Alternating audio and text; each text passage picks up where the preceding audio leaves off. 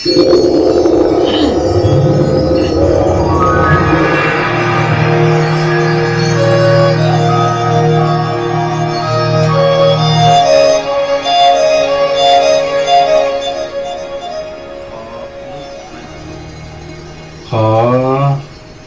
ถวายความนอบนอบไหวตีเคารพแก้วสามประการสมเด็จพุทธประตุนศักดิ์สวรรค์พระธรรมบาลกำสอนตันเจ้าสังฆพระสงฆ์ตนสืบเก้าเงาศาสนาเฮาพุทธปิตามารดาอาจาริยะ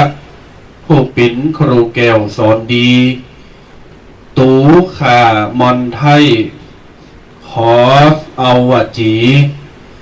ปิ่นกรอนวาตีโบราณข่าวซอยต่างโดงบกผามาลาดอกน้อย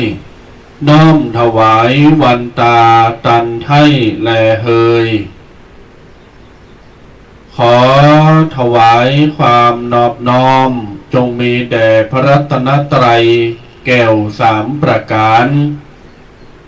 ขอนอบน้อมปูจาคารวะยังพระมหาเถระครูบาอาจารย์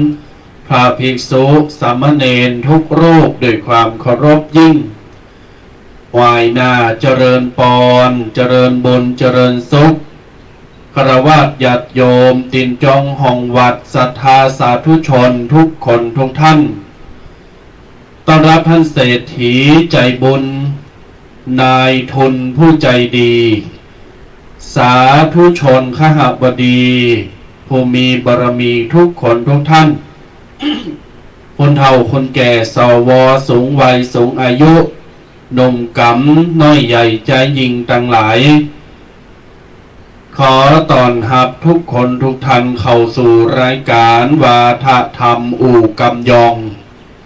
ประจำเจ้าวันเสาร์และวันอาทิตย์วันนี้เริ่มต้นดีมีโชคมีชัยไปกว่าครึ่ง1 อาทิตย์พฤษภาคม2565ปิ่นเริกงามยามเหมาะ2 ประการ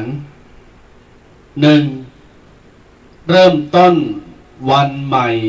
เดือนใหม่ 2. เป็นวันหวยออกเป็นวันรับโชครับมงคลญาติโยมศรัทธาสาธุชนทั้งหลายกระซิบมาว่าออกมันพุกอีบะตูแดงอ่ะมันต้องกระซิบมันเข่าไม้เรียบร้อยแล้ว ไม่มาดูดเสียงฉะนั้นแล้วญาติโยมศรัทธาทั้งหลายแต่ว่าทางนี้ทั้งนั้นวันนี้ขอให้ญาติโยมเป็น1 ตลอดกาลเพราะวันที่1เริ่มต้นดีมีใจมีโจกไปกว่าครึ่งขอให้เป็นเอก ขอให้เป็น1ยืน1จึ้งจึ้งปังปังรวยรวยเฮงเฮงตลอดไปวันนี้รายการวาทธรรมอู่จากำยองประคับประคองโดยเก่ากระผมลูกพระอาตมภาพตุเควัดสะพงน้อยและตุแดงวัดมงน้อยเอามาอู่จามาพบปะนำเสนอไม่ใช่สอนมาแนะนำและเพิ่มเติมสติให้กับโยมปอโยมแม่อันเป็นติหักของตุลุงตุหลานตมาภาพต่างหลายได้จือแปลว่าจดจำเป็นกำยองได้จือได้จดได้จำแล้วก็นำไปปฏิบัติกระทำตามเพื่อให้เกิดความงดงามในเบื้องต้นในธรรมกลางและก็ในที่สุดญาติโยมศรัทธาทั้งหลายรายการนี้เผยแพร่ธรรมผ่านคลื่นวิทยุ 104.50 วัดฝายเห็นมหาวิทยาลัยเชียงใหม่ 104.50 เป็นคลื่นสถานี ที่ส่งเสริมสนับสนุนคือเราเจ้าพุทธต่างหลายหันหน้าเข้าหาตุหาพระหาวัดหาวาตลอดจนถึงส่งเสริมการศึกษาพระพุทธศาสนาและวัฒนธรรมขนบธรรมเนียมประเวณีบ้านเฮาเมืองเฮาหีดหอย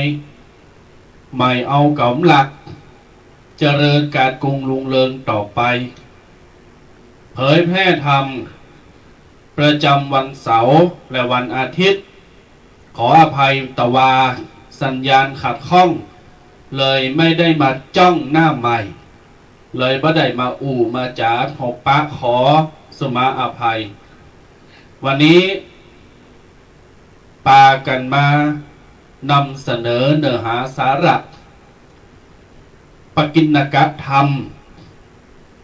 ติน้อมนำก้อนใกล้เอามาจากตำรับตำราของครูบาอาจารย์ปราชญ์ราชบัณฑิตต่าง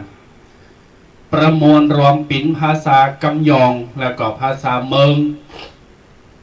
อยู่กับโยมปอยมแม่ศรัทธาเป็นติหักได้ยินได้ฟังกันญาติโยมศรัทธาต่างหลายตะวานี่แรงมานี่พุทโธต้มตั้มบังบึ้งบังเบ้งนะเป็นฝนเป็นลมพายุตะเข่า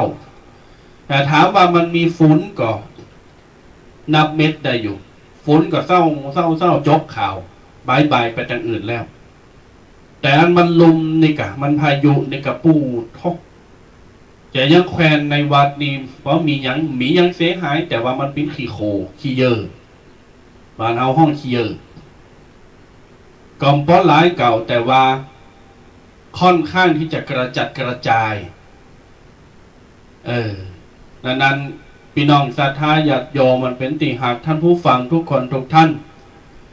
จะฟังอยู่ตังใดบ้านไหนจังหวัดไหนอำเภอไหนกริ้งกรังเซฮัลโหลมาเนอะหลังไม้หน้าไม้มืดหนึ่งกึ่งรายการใต้รายการ0826112245โทรมาอุจากันรายงานสภาพอากาศฝนฟ้าอากาศปิ้นจะได้ว่านี่เตรียมอำเภอป่าซางติมงน้อยสะปงน้อยประเดี๋ยวนี้ปิงมาแล้วปิงนี่แปลว่าเปล่งลึ่งนะนี่กำยองญาติโยมมันเป็นมันเปล่งลึ่งบะมีลมบะมีฝนบะมีแดดรำไรอากาศสดชื่นสบายณตอนนี้นะแต่ควายมานิ่มตาปูดโทษดึงแดดนี่ปูดโทษดึงใครออกวัดออกบ้านไปทางใดเนาะก็เปิดพัดลมกับพัดลมปฐมใหม่พอยังเปิดความห้อนเปิดไฟเข้าโต๊ะอันใดมีแอร์ก็โอเคหน่อยแอร์นี่มันดึงห้อนเราอย่าจงเปิดมาถึงเย็นแต่ทั้งนี้ทั้งนั้นกาไฟก็ตยขึ้นมาแฮมแล้วกาไฟก็ตยขึ้นมาบานประเดี๋ยวนี้มาม่าขึ้นมาแฮม2 บาท 3 บาททำโมเขาก็มาเกิดว่าแต่ก่อนนี้ตมาพาปิ้นละอ่อนเนี่ยประถมเนี่ยมาม่าซอง4 บาทซอง4 บาทญาติโยมแล้วมาสมัยบัดเดียวเนี่ยณปัจจุบันวันนี้เนี่ยปัด10 บาท10 กว่าบาทเชิญมาแฮม2 บาท 3 บาทเกิดใจว่าเห็นหน่อยบัดเดียวนี้ถ้าเข้าว่าษาเนี่ยแฮม2-3 เดือนไปหน้ากรกฎาในญาติโยมถ้าเข้าว่าษาหรือว่าเดือนจีปีใหม่ถ้าเก่าดำโหหรือว่าเทศกาลอย่างต่างๆพี่น้องศรัทธาจะเอามาตาเด้อมันแปลงลำมันแปลงญาติโยมกับ10 บาทธรรมโมสังโฆก็โคอย่างอื่นทั้งนั้นเดี๋ยวเอามาใส่บาทพี่ดีดูศรัทธาเมื่อกันเพราะนั้นญาติโยมศรัทธาทั้งหลายทำไมถึงอูดแบบนี้เพราะจะมาพาเปรียบเทียบแล้วก็หันจุดเปลี่ยนที่ผ่านมาประมาณสัก1 อาทิตย์เนี่ยมาตั้งข้อสังเกตว่าเวลาออกกุมเข้าบาตรเวลาสามเณรทั้งหลายเนี่ยออกกุมเข้าบาตรหรือว่าบิณฑบาต ตามที่ผ่านมาตึงขนมตึงมาม่านี่พุทโธเนื้อโอแต้นะญาติโยมฟังเด้อตึงขนมตึงมาม่าปลากระป๋องปุ๊บที่วัดนี่เวลาออกกุ้งข่าวจะแยกเป็น2กะละมังเนาะกะละมังหนึ่งจะเป็นข้าวสุกของกินสุกปรุงสุกอาหารสุกแฮมกะละมังหนึ่งจะเป็นของแห้งขนมมาม่าปลากระป๋องสวยดอกไม้ยังต่างๆอย่างเงี้ยพอถึงวัดก็จบข่าวแยกกินได้เลยต้องมาขาดต้องมาอย่างเอามาตั้งข้อสังเกตว่าณ1 อาทิตย์ที่ผ่านมาเนี่ยเค็มหอกก่อนมาม่าญาติโยมมันแปลงตุ๊กอย่างโอ้พี่น้องศรัทธาแต่ขนมปลากระป๋องนมเนยอย่างนี้มีเนอะที่ผ่านมานี่พุทโธแข่งกับมาม่าจะชนะเลิศบาเดียวนี้มาม่าก้านนะญาติโยมยังนับซองได้ก่อนนั้นนี่มันคือความเปลี่ยนแปลงกันมากเกิดพอใจว่า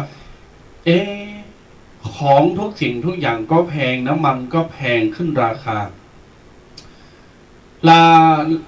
าตามลาเนี่ยญาติโยมก็ต้องเล่งปากต้องเล่งใส่มันใจอยู่บ้านคนเดียวลูกได้แต่แฮมกินได้แต่ซื้อเขาหนึ่งเขาซุปเขาซานสมมาเดินเล่งโผเล่งเมเล่งลูกแฮมลูกไปแฮมลูกเคยแฮม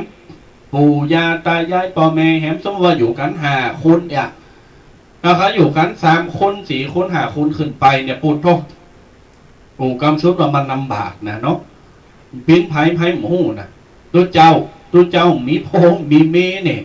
อยู่วัดกุมเข้าบาตรเพิ่นมาตานอยู่ได้กินแล้วอ่ะก็ข้าเจ้าเขาตั้งหลายเนี่ยไปแหมกินที่พุทโธ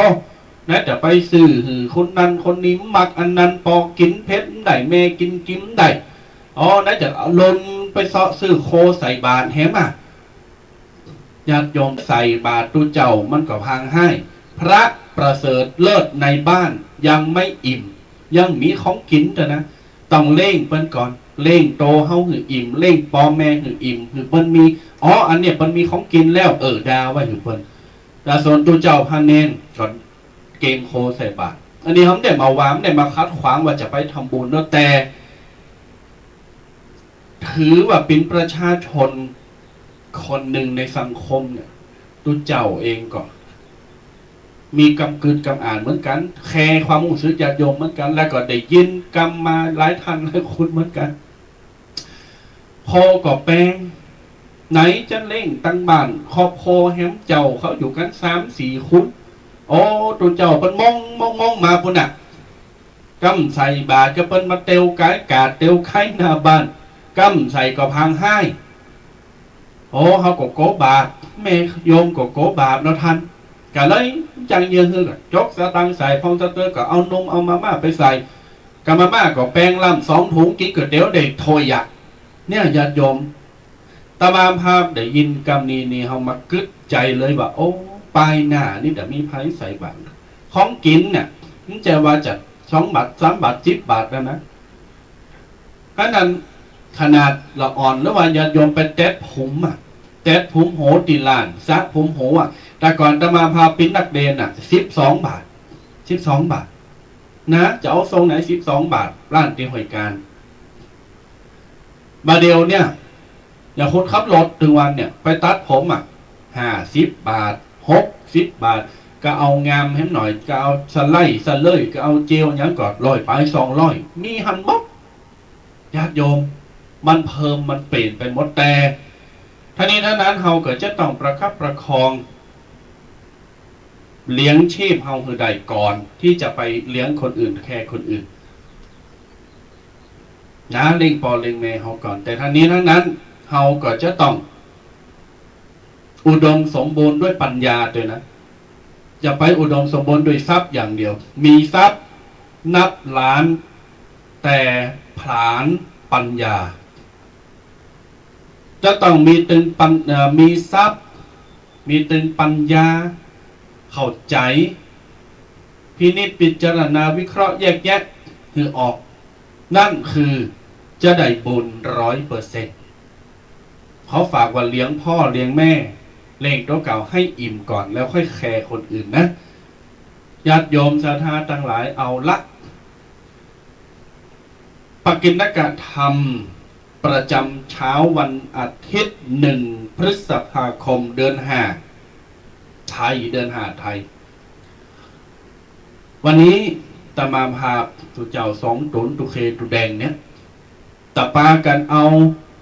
เนื้อหาสาระอย่างต่างๆมาอู่จากับญาติโยมศรัทธาสาธุชนก็โปรดติดตามตอนต่อไปแต่รับรองได้เลยว่าอิ่มอกอิ่มใจโมนอกโมนใจแน่นอนเลยญาติโยมศรัทธาเป็นตีลำเฮาเอาใจเนอะแต่ท่านี้ท่านั้นท้ายรายการ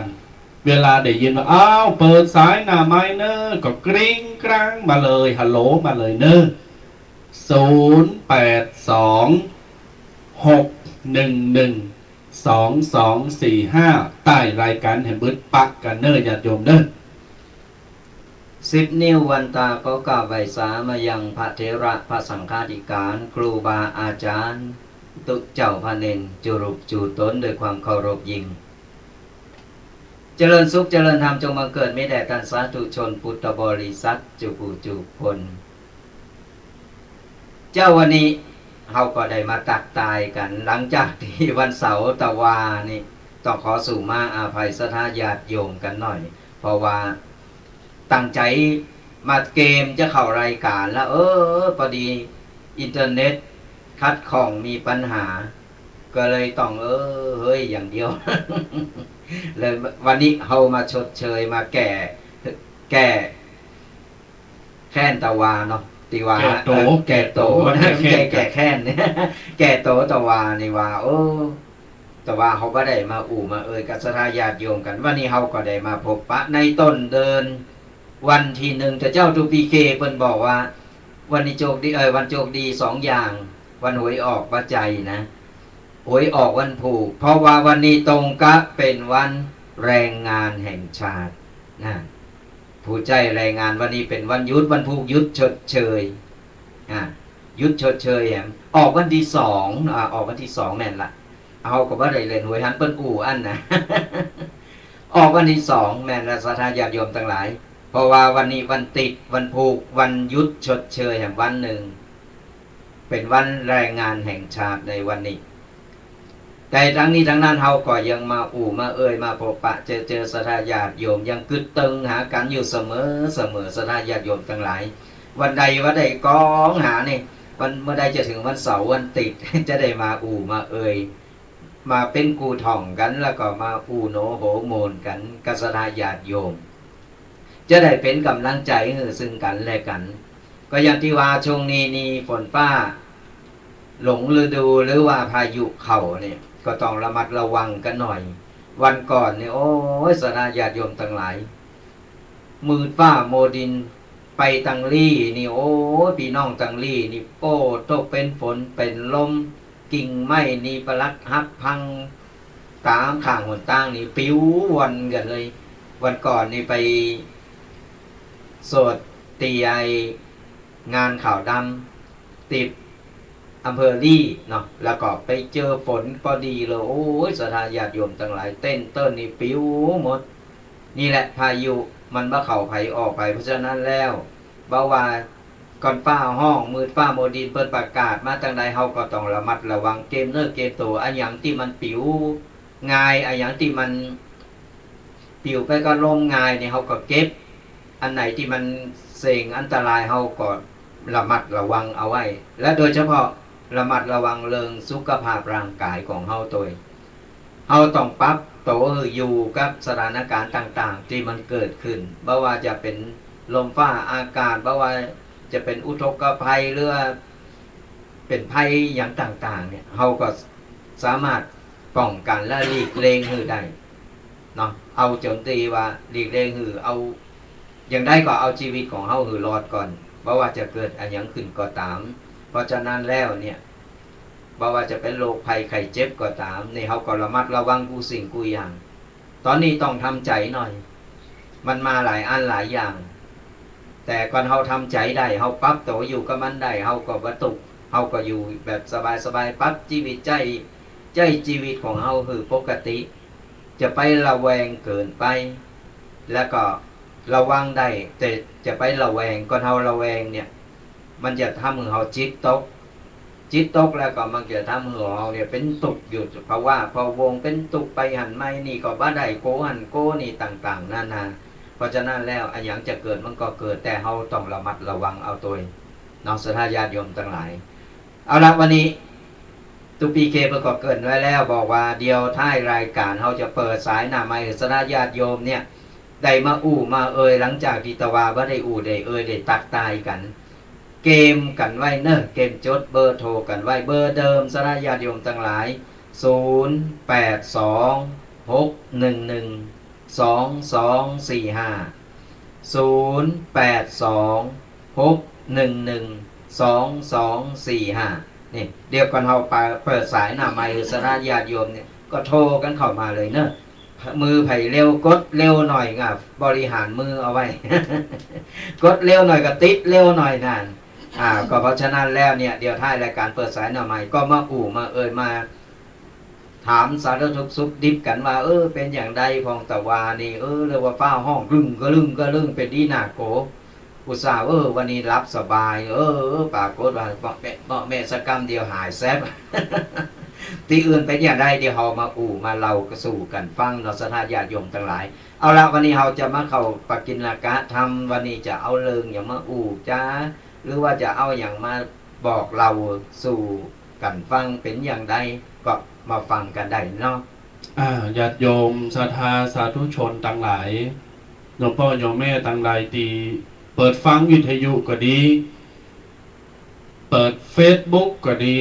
หรือว่า YouTube มาเดี๋ยวนี้มันเผยแพร่ไปหลากหลายช่องต่างบางท่านบางคนก็ตอยตันบางท่านบางคนก็โอ้ยแม่เป่าตัวเต็มก็มียังวิทยุปิดติเปิงพิสารณะก็ได้ญาติโยมเนอะก็อย่างที่บอกไปพุทธพระธรรมพระสงฆ์เป็นติดยังติเปิงในจิตในใจกรรมว่าจิตวิญญาณของเจ้าพุทธก็ได้เอาไหนอยู่ไหนก็เอาพระเจ้าพระธรรมพระสงฆ์เป็นติดจังติเปิงพิสารณะนั่นเองนั้นญาติโยม ศรัทธาทั้งหลายเมื่อเทคโนโลยีมันเข้ามามีบทบาทในบ้านเฮาเมืองเฮาเนี่ยก็จะต้องคล้อยตามจะต้องเอาเข้ามามีอิทธิพลในการเป็นตัวจอยในการเผยแพร่ธรรมของพระศาสดาสัมมาสัมพุทธเจ้าหรือของครูบาอาจารย์ปราชญ์ราชบัณฑิตต่างๆหลายตนหลายองค์เพราะถ้าตุเจ้าตั้งหลายบัดมีตัวจอยในการเผยแผ่ธรรมญาติโยมศรัทธาเองก็บอกว่ามีเวลาที่จะมาวัดมานั่งฟังเทศน์ฟังธรรมหรือมาทำวัดสูตรมนต์ด้วยกันหรือว่าจะมาวันศีลวันธรรม ก็ตามนั้นแล้วอยู่ที่บ้านเฮาก็สามารถเป็นเจ้าปุตโดยใจได้และดังนั้นแล้วเฮาอยู่ที่ไหนก็สามารถติดตามหับชมแล้วก็หับฟังแบบออนไลน์ได้พุทโธโลยีธัมโมโลยีสังโฆโลยีเอากรรมของพระพุทธเจ้าเอาพระธรรมตลอดจนถึงเอาปกิณกธรรมของครูบาอาจารย์สอดแทรกผ่านสื่อออนไลน์อย่างเนี้ยถ้ามีสื่อออนไลน์มีอินเทอร์เน็ตมีมือถือมี Facebook ฟีดแบ็กมีมีไลน์อย่างสักอย่างญาติโยมก็ไปได้ฟังออนไลน์อยู่บ้านก็ไปได้ฟังธรรมะฟังเทศน์ฟังวิทยุเนาะเพราะนั้นแล้วอันนี้เป็นตัวจอยในการส่งเสริมเผยแผ่ธรรมคำสอนต่างๆที่ก้อนใกล้มาว่าจะเป็นครูบาอาจารย์ท่านไหนนักจัดรายการท่านใดรูปใดท่านก็ได้นำเอาธรรมะต่างๆเนี่ยสอดแทรกผ่านเทคโนโลยีทั้งนั้นพี่น้องศรัทธาจะต้อง เตียวตยจะไป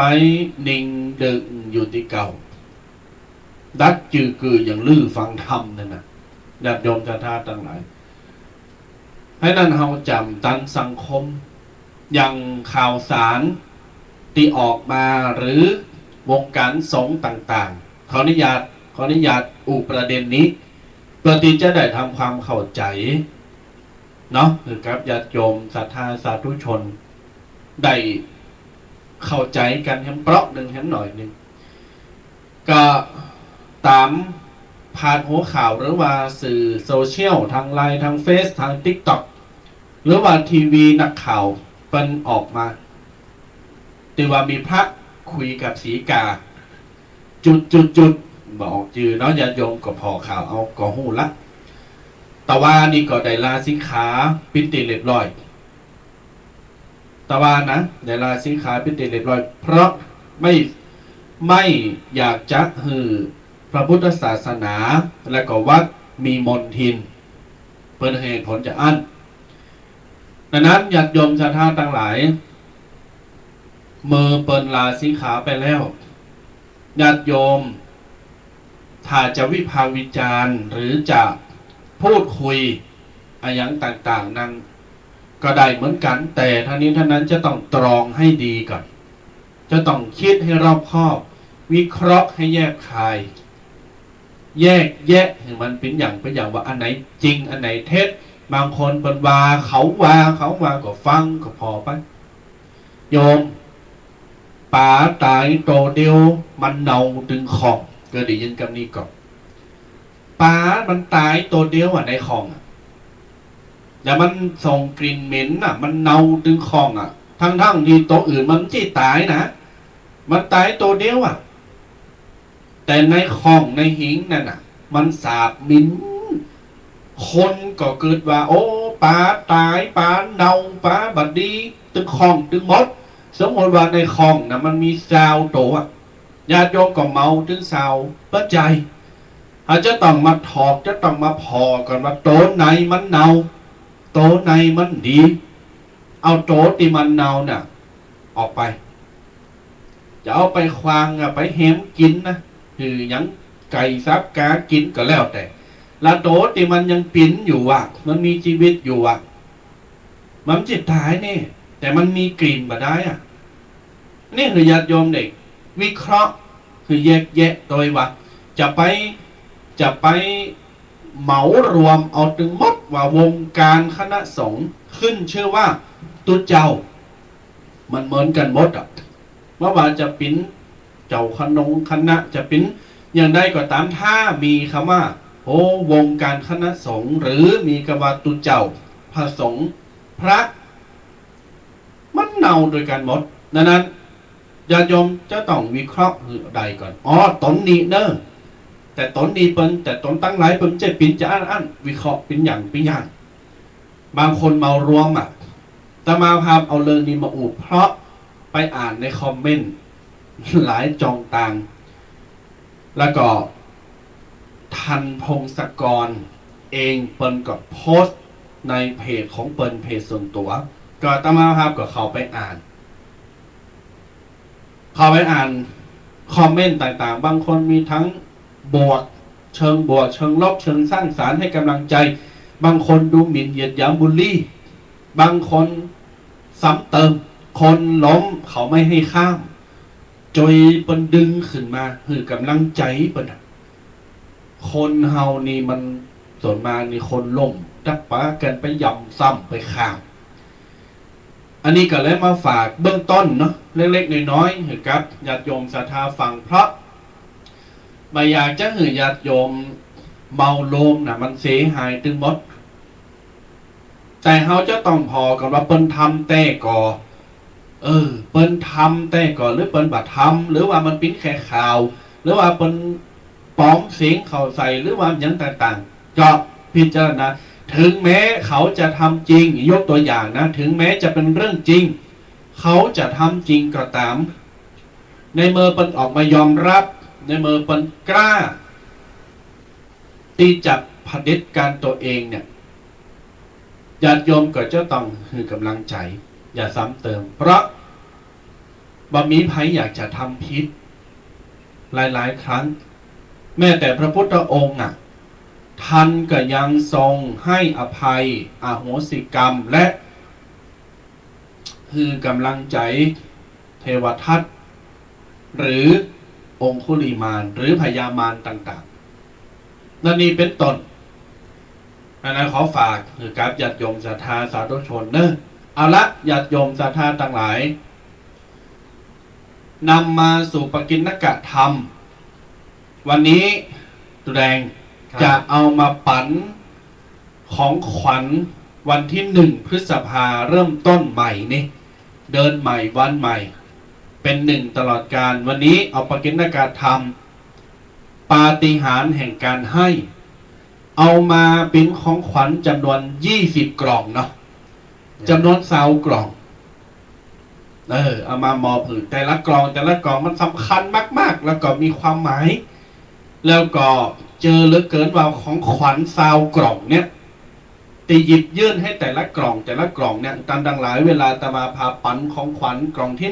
1ตามดังหลายก็เปิดพอแล้วก็อ่านแล้วก็ทำความเข้าใจและตามดังหลายจะได้อันนี้มีกล่องสุ่ม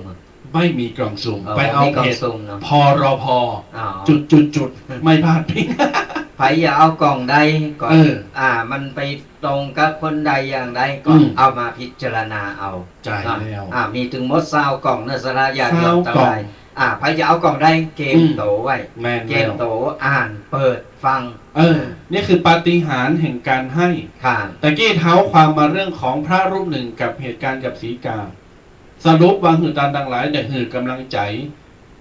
นี่ก็เหมือนกัน20 ข้อปาฏิหาริย์แห่งการให้เฮาหือหยังพองเราเนี่ยขี้จิก็หือหยังแก่คนอื่นพองโดยที่คนอื่นไม่ร้องขอแต่เราติ้มใจหือเขาต้องมาเกิดพอแต่วันนี้20 ข้อ20 กล่องของขวัญ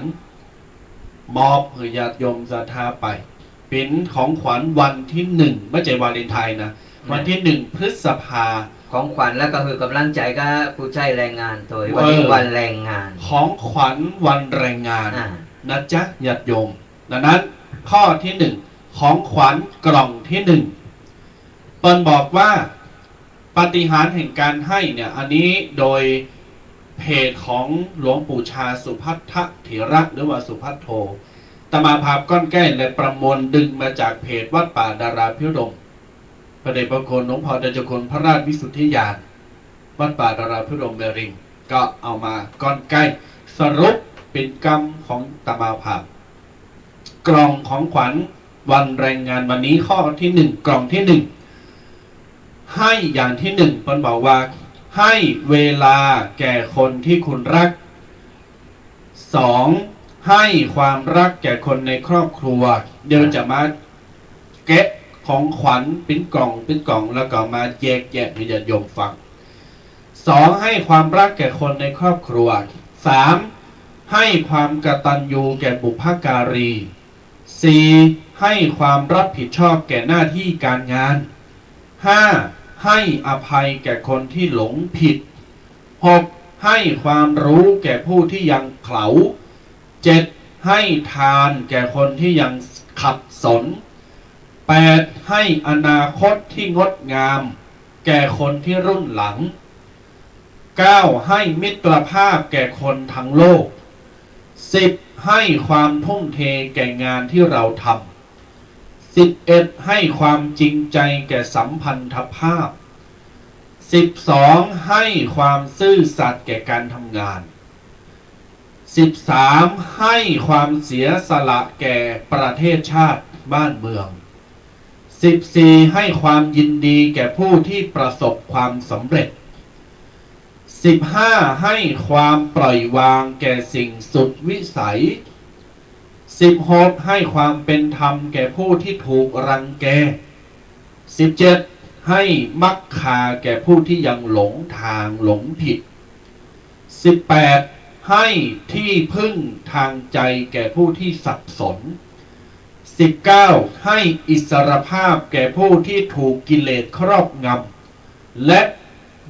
20ให้โอกาสแก่ตนเองได้ ลิ้มรสแห่งพระธรรม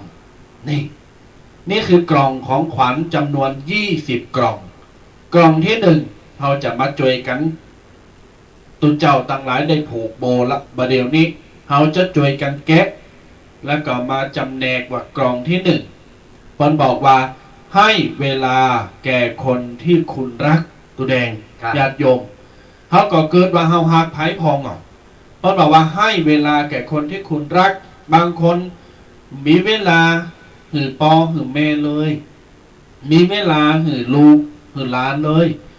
แม่กระทั่งว่ามีเวลาหือครอบครัวแต่กลับทุ่มเทและเอาเวลาเนี่ยไปหักเจ้าหมูเจ้าฝูงอ่ะไปแคร์เจ้าหมูเจ้าฝูงอ่ะไปแคร์เพื่อนร่วมงานจริงอยู่ถ้าเฮาบักแคร์เขาถ้าเฮาหักเขาการงานก็จะสำเร็จแต่ทั้งนี้ทั้งนั้นเราจะต้องเอาคนในครอบครัวนั่นคือยาสามัญประจำใจที่อยู่ที่บ้านเวลาเราเจ็บเนื้อน้อยใจ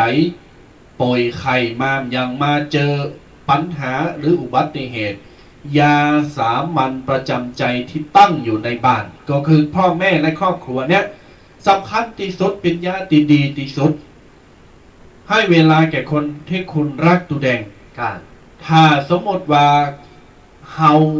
แคร์คนอื่นมากกว่าครอบครัวของเฮาเนี่ย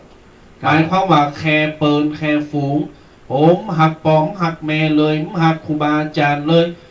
หักเจ้าหมูนักเหลือไปกินหมูกระทะไปกินก๋วยเตี๋ยวไปหันเนี้ยก่อนเจ้าหมูเจ้าฝูงเนี้ยก่อนเจ้าหมูเจ้าฝูงคอโคลูกเต่าเหล่าหลานปอบวันตึงปอตึงเมตีอยู่ตีบ้านอดอยากปากแห้งอันนี้มันดีคือสดาญาโยมทั้งหลายต้องเข้าใจว่าต้องทำเข้าใจก็ความเข้าใจกันก่อนว่าเวลาเนี่ยมันเต่ากันหมด24 ชั่วโมงเต่ากันแต่เฮาแบ่งเวลาถูกก่อนเฮาแบ่งเวลาเป็นสัดเป็นส่วนเป็นอย่างว่าเวลานี้ทำนี่เวลานี้ คือมันอยู่ที่ว่าการเฮาแบ่งเวลาจะไปบอกจะไปใจคำว่าบ่มีเวลามันมีเต่ากันหมดกูคน24 ชั่วโมงแต่เฮาจะใจเวลา24 ชั่วโมงเนี่ยมาทำประโยชน์อย่างใดพองเฮาจะแบ่งเฮาต้องมาแบ่งเวลาว่าเวลานี้เฮาต้องอยู่กับครอบครัวเวลานี้เฮาต้องทำงานเวลานี้เฮาต้องนอนเวลานี้คือเฮาแบ่งเป็นสัดเป็นส่วนอย่างนั้นแล้วชีวิตครอบครัวของเฮาจะมีความสุขเฮาจะใจเวลาโดยบัดศูนย์เปล่าสาระญาติโยมก่อนเฮาบ่แบ่งเวลาหือมันถูกต้องก่อนอย่างน้อยก็เอามาโมกันหมดเสร็จปุ๊บว่ามีเวลามีเวลาไปหันไปนี่จะเป็นเพราะว่าเฮาบ่แบ่งเวลาหือเป็นสัดเป็นส่วนเองเพราะฉะนั้นแล้วคือกูสิ่งกูอย่างสำคัญหมดสำคัญบ่ว่าจะเป็นครอบครัวเปิ้นฝูงที่ทำงานหรือคนที่เฮาฮู้จักเนี่ยเฮาสำคัญกับเฮาหมดเพราะกูคนบ่มีไผอยู่คนโตคนเดียวในโลกใดหรอกกูคนจะต้องมีเปิ้นมีปอมีแม่มีปีมีน้องมีญาติสนิทมีคือกูสิ่งกูอย่างมีครอบครัวมีลูกมีหลานคือกูอย่างสำคัญกับเฮาหมดแต่เฮาต้องแบ่งเวลาหือถูกปั่นเวลาหือเป็นหือจางเวลาเพราะอย่างน้อยเนี่ยก่อนเฮาแบ่งเวลาได้ปุ๊บเนี่ยเฮาจะบ่มีกรรมว่าบ่มีเวลาไปหือเปิ้นฝูงบ่มีเวลาหือปอหือแม่บ่มีเวลาหือกับครอบครัวก่อนเฮากึดได้เฮาแบ่งเวลาถูกเนี่ยเฮาจะใช้เวลาอย่างมีประโยชน์และผู้คนก็จะได้มีความสุขเฮาจะบอกว่าไปอยู่กับเปิ้นนักอยู่กับปอกับแม่นักอยู่กับครอบครัวบางคนติดปอติดแม่มีลูกมีครอบครัวแล้วก็ยังติดปอติดแม่ครอบครัวก็หงอยเหงาต้องเพเพราะว่าใจเวลาแบ่งเวลาบ่ถูกเวลาของปอของแม่เวลานี้เฮาต้องหือเวลาก็ครอบครัวเฮาเฮาต้องหือเวลาก็เปิ้นโรงงานของเฮาต้องหือเวลางานเนี่ยต้องแบ่งเป็นสัดเป็นส่วนอย่างนี้แล้วก็เฮาจะมีความสุขเฮาจะไม่มีคำว่าบ่มีเวลาไปหือกับคนตีเฮาหักก่อนเฮาตัดสินใจได้อีกลองแบ่งเวลาพอแล้วเฮาจะฮู้เองว่าเป็นอีแต่อย่างถึงวันเนี่ยอย่างตัวปีถึง2 รูป 2 ตนจะแบ่งเวลาก็คือว่าเวลาวันเสาร์วันติดเวลาเตาอีเฮาต้องเต็มพร้อมตรงนี้แล้วพอเสร็จจากนี้เฮาจะไปไหนต่อคือเป็นการที่ว่าเฮาต้องอ่านเกณฑ์ว่าตื่นเช้ามาปุ๊บวันนี้วันอะไรอย่างเฮาจะต้องทำอะไรอย่างเฮาต้องเริ่มจากตั้งใดก่อนเป็นสเต็ปไปแล้วเฮาจะใช้เวลาในวันนั้น24 ชั่วโมงได้คุ้มค่า เพราะฉะนั้นแล้วเนี่ยลองแบ่งเวลาดูศรัทธาญาติโยมสมัยตอนตุปีเป็นละอ่อนน้อยนี่อิปอโยมแม่นี่นะพอกลางคืนเป็นไปตอนกลางวันนี่ก็ใจชีวิตปกติไปกลางวัน พอกลางคืนมาปุ๊บจะปาปอกับแม่นี่จะปาตุปาลูปาหลานต่างมีครอบครัวกันเรียบร้อยแล้วแรงมากินข้าวแรงเรียบร้อยป้ากันมาแอวบ้านอุ้ยบ้านใหญ่เนี่ยอุ้ยก็จะมีบ้านอยู่กลางบ้านอยู่เป็นบ้านหลังใหญ่อยู่หันหมู่นั่นก็มีครอบครัวไปหมดพอมีครอบครัวกันไปหมดปีกมาพอแรงมาปีกมาเนี่ยปีกมาปุ๊บเปิ้นก็จะมาโลมมาอู่กันละไผมีอะไรอย่างมาปรึกษามาอู่มาจ๋ากันก็บ้านใหญ่เนี่ยเปิ้นจะรออยู่ฮะก็แรงมาตามก้มนะตามก้มรอละมีขนมก็มีอย่างกันหมู่ลูกหมู่หลานก็มาอู่กันหมู่ปอหมู่แม่หมู่นี่เปิ้นก็มาปรึกษากันไปเจอปัญหาอย่างนี่บัดเดียวนี้บะหันแล้ว เพราะว่าสมัยแต่ก่อนนี้เคยทำอย่างอี้แต้นะศรัทธาญาติโยมทั้งหลายบางท่านก็เคยทำก็จะมีบ้านหลงอยู่ทุกปีเคบ้านหลงตั้งอยู่เนี่ยก็แรงมาปุ๊บเนี่ยกินข้าวน้ำข้าวแรงแล้วจุงแล้วลูกจุงหลานมาแล้วมาแอวหาอุ้ยมาแอวหาอุ้ยมาบ้านอุ้ยเพื่อสักมือสักทุ่ม2 ทุ่มนี่ก็ปากันแยกย้ายกันไปพักเนี่ยมันเป็นครอบครัวที่อบอุ่นเป็นครอบครัวที่อบอุ่นแล้วก็เป็นการที่ว่าแบ่งเวลาคือก็ไม่ใช่ว่ามีครอบครัวแล้วลืมปอลืมแม่ลืมปอลืมแม่แล้วมีชีวิตอยู่ก็ครอบครัวมีเวลาไปเอาหาอีปออีแม่เลยมันบัดใจเฮาต้องแบ่งเวลาอย่างนี้มันถึงจะถูกและชีวิตเราจะมีความสุขแต่โดยสมัยบัดเดี๋ยวเนาะหนึ่งต่างคนต่างไปแปลงบ้านแปลงห้องแปลงหออยู่ต่างจังหวัดต่างบ้านต่างตีก็เลยเพราะมีเวลาเพราะหน้าที่การงาน2เฟซไลน์มันมีบทบาทญาติโยมก็บายายมันก็เลยทำหือมันหายไปตามนั่งกินข้าวด้วยกันหรือยังไลน์ติ้งโอ้ก็สู้ก็นั่งกินข้าวด้วยกันแท้ๆกันยังพอหน้ากันยังมุ่งจ๋ากันอันนี้มันเป็นสิ่งที่เราจะต้องมาตรองพอดังนั้นนี่คือกล่องของขวัญกล่องที่1ให้เวลาแก่คนที่คุณรักและเราจะประจักษ์ในเรื่องของความกตัญญูกตเวทิตาธรรมและก็อย่าลืมแคร์ตัวเองและให้ตัวเองเยอะๆนะต่อไปกล่องของขวัญข้อที่2กล่องที่2คือให้ความรักแก่คนในครอบครัวดูแลเอาใจใส่ตะกี้ก็ว่าไปแล้วประเด็นเดียวกันเลยหากครอบครัวดูแลเอาใจใส่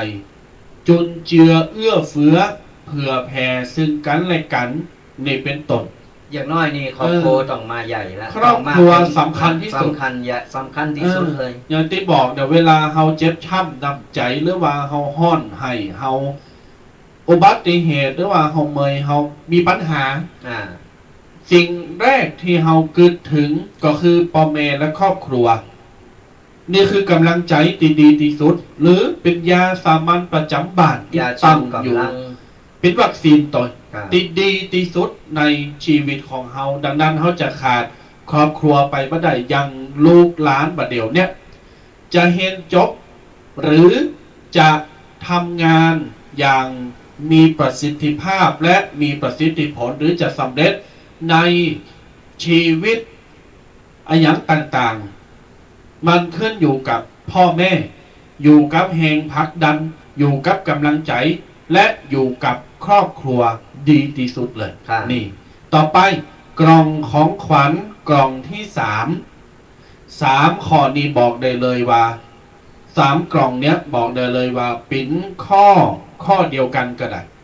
กล่องที่3เพิ่นบอกว่าให้ความกตัญญูแก่บุพการีโยมอยากจะขยายความกำหนิตัวแดงคำว่าบุพการีนี่อย่าเหมาเฉพาะพ่อแม่อย่างเดียวครูบาอาจารย์ผู้ประสิทธิ์ประสาทอบรมสั่งสอนวิชาความรู้ของเฮามาตั้งแต่น้อยจนถึงใหญ่ตัวและผู้สูงอายุหรือว่าคนใหญ่คนเฒ่าคนแก่ที่เฮา ตีเขาเคารพนับถือปณิก็ถือว่าเป็นบุพการีเหมือนกันนะบางคนนี่ฮักได้อุปถัมภ์อุปถาปอเมแต่ลืมครูบาอาจารย์น่ะมันบอกว่าศิษย์มีครูเหมือนงูมีพิษศิษย์ลืมครูเหมือนงูไม่มีพิษเหมือนงูเขียวหางดอกศิษย์อกตัญญูเหมือนงูไร้สารพิษศิษย์กตัญญูเหมือนงูเต็มด้วยพิษเวลาเฮา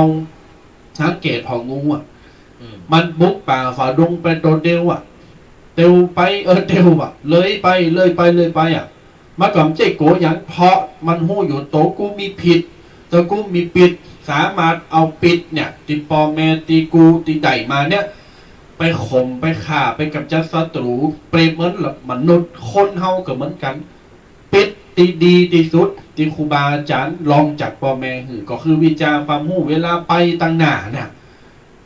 บุกป่าฝ่าดงไปทำการทำงานไปอยู่หอคนเดียวไปหั่นใจชีวิตตั้งหน้าคนเดียวเนี่ยญาติโยม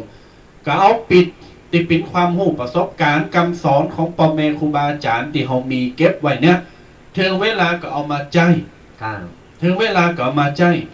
นั้นมันก็จะเกิดประโยชน์ในที่สุดอันนี้กล่องของขวัญกล่องที่3ต่อไปกล่องของขวัญกล่องที่4ให้ความรับผิดชอบในการทำงานอันนี้ก็สำคัญนะปัจจุบันนะไผตีมีหน้าที่การงานแล้วไร้ความรับผิดชอบไม่มีความรับผิดชอบต่อหน้าที่การงานใจบ่ได้บ่มีความเจริญเป็นตนาตุแดงมีความหันว่าใดคนบ่มีความรับผิดชอบใจค่ะคืออย่างนี้นะถ้าคนเป็นไปทำมีบ่มีความรับผิดชอบในหน้าที่การงานที่ตัวเก่ามีเนี่ยและชอบไปกล่าวกายหน้าที่การงานคนอื่นเป็นคนอย่างเอียบเป็นห้องว่าคนเป็นคนที่ใจบ่ได้ชอบกินเบอคืองานตัวเก่ามีตัวเก่ารับผิดชอบตัวเก่าต้องทำงานของตัวนั้นทำให้ดีที่สุดแล้วชีวิตการงานของเขาจะเจริญรุ่งเรืองก็ลองเขาแบบไปทำงานที่ไหนแล้วเป็นคนขี้ข้านเป็นคนลบลบนี่เป็นคนแบบชอบไปลบไปซ่อนแล้วบัดตั้งใจทำงานต่อคือถึงบอกว่าบ่มีความเจริญอย่างไรต่อคือไปทำงานกี่ตีสุดท้ายก็โดนไล่ออกหมดเพราะว่าเป็นคนที่บ่มีความรับผิดชอบแล้วมันจะติดเป็นนิสัยใหญ่ขึ้นมาปุ๊บมีครอบครัวมีอย่างขึ้นมาปุ๊บบ่มีความรับผิดชอบแล้วที่นี่ชีวิตครอบครัวก็จะล่มเหลวเหมือนกันเป็นคนไม่น่าเชื่อถือเป็นคนที่ว่าบ่น่าเชื่อถือเป็นบ่มีความรับผิดชอบในครอบครัวขนาดหน้าที่การงานยังรับผิดชอบบ่ได้แล้วต่อไปโตเก่าจะรับผิดชอบตัวเองได้ก็แล้วจะไปรับผิดชอบครอบครัวได้คือมันจะติดเป็นนิสัยสนาญาติโยมทั้งหลายถ้าแล้วก็ต่อไปเนี่ยการงานเขาไปสมัครงานที่ไหนไผก็ฮู้ก็หันไผก็เราว่าเป็นคนที่ใจบ่ได้ไผก็บ่เอาไผก็บ่ฮับแล้วเขาก็จะเป็นคนที่ตกงาน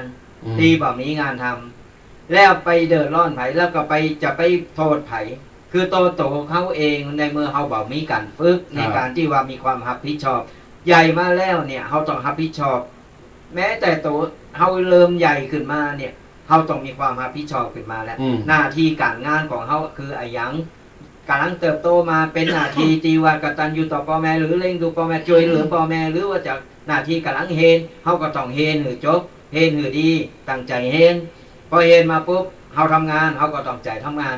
คือกูสิ่งกูอย่างก่อนเขาทำเองจะประสบความสำเร็จในชีวิตของเขาเองบางคนเพิ่นถามมาตุแดงถ้าสมมติเพิ่นฟังข้อนี้แล้วเพิ่นถามว่าตุ๊ก็จะเป็นข้าราชการเนี่ยเป็นปอกาแม่ค้าอย่าไปขายโคอยู่กาดแล้วก็จะมีความรับผิดชอบเนี่ยจะได้ความรับผิดชอบของปอกาแม่ค้าก็มีคือต้องซื่อสัตย์ต่อลูกค้าต้องอู่จ๋ามันดีคือเป็นห้องว่ามันมีความหน้าที่ของคนบริการนะการขายเป็นคนบริการต้องใจอย่างนั้นคือต้องใจวาทศิลป์ในการปฏิสัมพันธ์ในการที่จะจะจ๋าในการที่เขาอยากได้ตังค์เปิ้นเขาขายของหือเปิ้นเขาไปกับโชว์หากบ บ่มีความรับผิดชอบแสดงว่าปกป้องในหน้าที่ อืม บ่มีความรับผิดชอบไปด่าลูกค้าแล้วลูกค้าที่ไหนมันจะเข้าร้าน อืม ขายของมันต้องอู่โมนจ๋าโมนมันต้องอู่ดีแล้วก็คือมันต้อง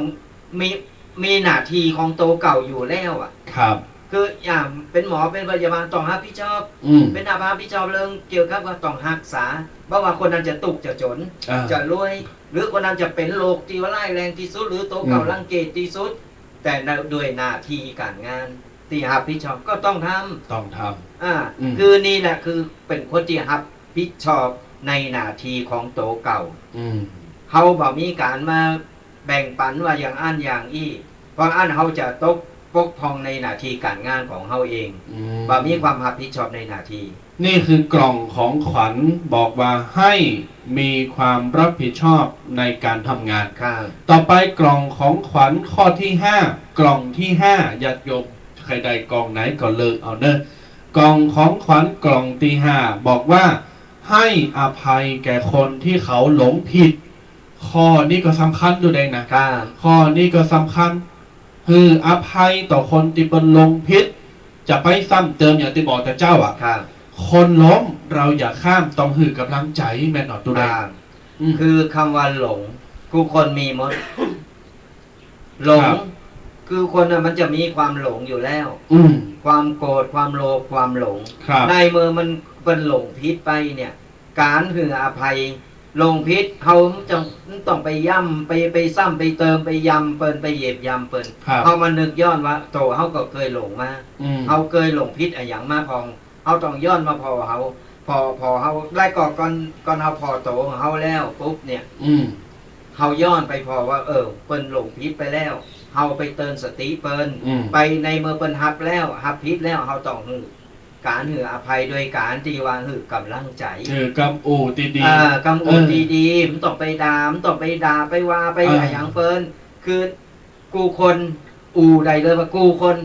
หลงพิษมาหมดกูคน อืม แต่ว่ามากับโตกับใจได้การที่ว่าหลงพิษแล้วตะเลิดเปิดเปิ้งไปอันนั้นอ่ะมันใจบ่ได้แล้ว อืม แต่หลงพิษแล้วกับโตกับใจได้ แสดงว่าเปิ้นยังมีสติอยู่เขาก็ต้องคนหืออภัยแล้วก็หือกำลังใจเปิ้น มันมีกรรมหนึ่งประบอกว่า ถ้ารู้ว่าหลงผิด คิดเป็นครู ถ้าอ้างว่าไม่รู้ อยู่ที่ไหนก็ตาย ใจค่ะ ถ้าเฮาลงพิษแล้วเฮากัดเนื้อกัดโตกัดใจได้หรือคนอื่นเป็นลงพิษแล้วเฮาไปหือกำลังใจเฮาไปหืออภัยแก่เปิ้นนั่นแสดงว่าเฮาน่ะมีจิตใจเมตตาอยู่ ครับ และเฮาอยากจะหือคนที่เป็นลงพิษเนี่ยกับโตกับใจได้ดิบางทีเปิ้นเผลอเปิ้นพลังสติไปพาไปน้อยเดียว ครับ แต่กลับกลายเป็นว่าโดนเหยียบยำซ้ำเติมด่าปอด่าแม่จนโอ้มึนหู ก่อน มั เป็นอย่าง ขึ้น อันนี้จะเตลิดเปิดเปิ้งนักเลยเก่า บางทีอาจจะขาดรถไถนะ ใช่ครับ คือ อาจ มั จะ น หมด เข้าไปสั่งความกดดันหือเปิ้นน่ะ ยกตัวอย่างอย่างพระสัมมาสัมพุทธเจ้า ครับ เปิ้นกล่าวถึงว่าองคุริมาน เออ องคุริมานเปิ้นหลงพิษโดยปัจจัยอะหยังเนี่ยโดยปัจจัยโดยที่ว่า มีครูบาอาจารย์ไปสอนพิษ อืม พอสอนพิษมาปุ๊บเปิ้นก่อนหลงพิษโดยการทำตามนั้น โดยหาหู้ใหม่ด้วย โดยหู้เตาบ่ถึงการ ก็เลยหลงพิษมาตลอด อืม และพอมาสำนึกใดมาปุ๊บสำนึกมาใดมาปะพระสัมมาสัมพุทธเจ้าสำนึกใดพระสัมมาสัมพุทธเจ้าฮือโอวาทฮือธรรมะ อืม แล้วกลับโตกลับใจได้ถึงมาบวชสุดท้ายมาสำเร็จเป็นอรหันต์ได้ โจ นี่คือคนเฮาอ่ะฮือโอกาส อืม คนหลงพิษได้ ครับ แต่ถ้าคนหลงพิษมันกลับโตกลับใจไม่ได้มันติดเป็นสันดานอันนี้ก็ปล่อยมันไปเลย กรรมของเขา กรรมของเขาแล้วไม่ต้องไปนี่ก็เขาแล้ว ครับ อันนี้เป็นกรรมของเขา เพราะ ครับ มันติดมาแต่ว่าในมืออย่างคนกินเหล้าอ่ะ ยกตัวอย่างง่าย อืม ๆที่หันกันอยู่ อืม คนกินเหล้าเนี่ย ครับ เพิ่นกินเหล้าพอเพอถึงวันธรรมดาเพิ่นกินวันเสาร์วันเข้าพรรษาวันเข้าพรรษาปุ๊บเพิ่นตัดเลย อืม เพิ่นตัด สามเดือนน่ะ 3 เดือน เออ หยุดได้3 เดือนก็ยังดีเพิ่นยังมีสติอยู่เพิ่นยังนึกได้ น่า เพิ่นยังหู้จักได้แต่บางคน กินโหราน้ำเจ้าแรงประสงค์ภาษาบ่ฮู้น่ะ กินตลอดอันนั้นมันติดมันสันดานเพิ่น ก็มาบอกว่าเขาภาษาเป็นเรื่องตูเจ้ากินนังกินเหล่าเป็นเรื่องของกูอีกแบบละอ่าน ก็นั่นน่ะกรรมของเพิ่นเนี่ยสนาญาติโยมทั้งหลายแสดงว่าในมือเปิ้นฮู้โตอยู่ แต่เปิ้นก็อย่างนี้อันนั้นก็เป็นเรื่องส่วนตัวของเปิ้นแต่ว่าเวลาเข้าภาษาเปิ้นยุดถึงก็แสดงสติเปิ้นยังมีเฮาก็ต้องโอกาสเปิ้นเฮาก็เปิ้นก่อยๆนี่ไปบ่จะไปหักดิบเลยก่อยๆผ่อนไปแล้วมันก็จะหายกันไปเองคืออันนี้เฮาบ่ได้กินมาแต่อ่อนจะออกว่าจะปอแม่เอามาหือกินตั้งแต่แบเบาะที่ไหนล่ะเฮามากินเอาตอนหลังมากินตอนหลังเฮาก็สามารถเลิกได้มันอยู่ที่ใจของเฮาเองถ้าเฮาเลิกได้ปุ๊บมันก็ต้องผ่อนไปเฮาฮู้แล้วว่ากินแล้วมันบ่ดีต่อสุขภาพกินแล้วบ่ดีต่อสุขภาพของเฮาทำให้ร่างกายของเฮาแย่ลงเปิ้นจะเลิกแต่พยายามค่อยๆเลิกนี่เพื่อโอกาสเปิ้น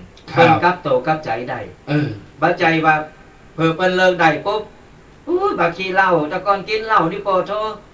แต่บ่ต้องไปซ้ำเติมเปิ้นอย่างนั้นบ่ต้องไปว่าบ่ต้องไปลือผมดอยของเปิ้นก็ถึงบอกกูคนมันมีความหลงผิดกันหมดมันมีความหลงไปบางครั้งในมือกับตัวกับใจโอกาสกำลังใจเปิ้นเรียกว่าอภัยทานนี่นะญาติโยมศรัทธาต่างหลายยำได้กึ่งเตือนมาถึงกล่องของขวัญกล่องที่6ให้ความรู้แก่ผู้ที่ยังเขลาก็หมายความว่าเปิ้นยังบอกฮู้เหมือนเฮาบางทีเปิ้นพลั้งเปิ้นพลาดหรือว่าเปิ้นอาจจะขาดข้อนี้ไปขาดอย่างไปบัดติ้มตีเตอเฮาก็ไปอธิบายไปบอกไปกล่าวคือเปิ้นได้ฮู้มันเป็นการธรรมะเป็นทานเป็นประการหนึ่งเหมือนกันอย่างเนี้ยอย่างตุเจ้าพระเนนเป็นเตนเป็นออกวิทยุเนี่ยญาติโยมก็สามารถเอาไปเผยแพร่เอาไปบอกต่อได้ว่าตุเจ้าตุนนี้ทันวัดนี้เป็นเตดดีเตดมอนเป็นจะอั้นจะเรื่องนั้นเรื่องนี้เอาไปบอกไปเตือนสติบางทีเป็นอาจจะเกิดใจบัดแตนหรือว่าบ่ฮู้แล้วเอาไปบอกเพิ่นก็ถือว่าเอาธรรมะเอายารักษากายรักษาใจไปหือเปิดเหมือนกันเป็นบุญกุศลที่ดีที่สุดในการที่ว่าเหมือนเฮาเนี่ยไปหือธรรมะบ่ใช่ว่าตุเจ้าอย่างเดียวมาหือธรรมะนะคือสนาญาติโยมก็สามารถหือธรรมะกับคนที่เพิ่นบ่ฮู้ตีคนเฮาทุกคนสนาญาติโยมทั้งหลายต่างคนต่างเกิดมาในหลายๆรูปแบบการเล่งดูหลายๆรูปแบบบ่เหมือนกันแต่ในเมื่อเพิ่นขาดอันใดไปปุ๊บเฮาสามารถไปต่อเติมสามารถไปหือธรรมะเฮาฟังธรรมะจากตุเจ้าพระเนรทางวิทยุทางไหนก็ตามเฮาฟังธรรมะเรียบร้อยปุ๊บเฮาฮู้เฮาชอบข้อนี้โมนดีข้อนี้เป็นปริศนาดีข้อนี้นะเป็นกติดีเฮาก็สามารถที่เอาไปเผยแพร่โดยการเอาไปว่าเนี่ยฟังตุเจ้าเพิ่นอู่นี่นะเนี่ยมันเป็นอย่างอี้นี่เป็นการหือธรรมะโดยเฮาบ่ฮู้โต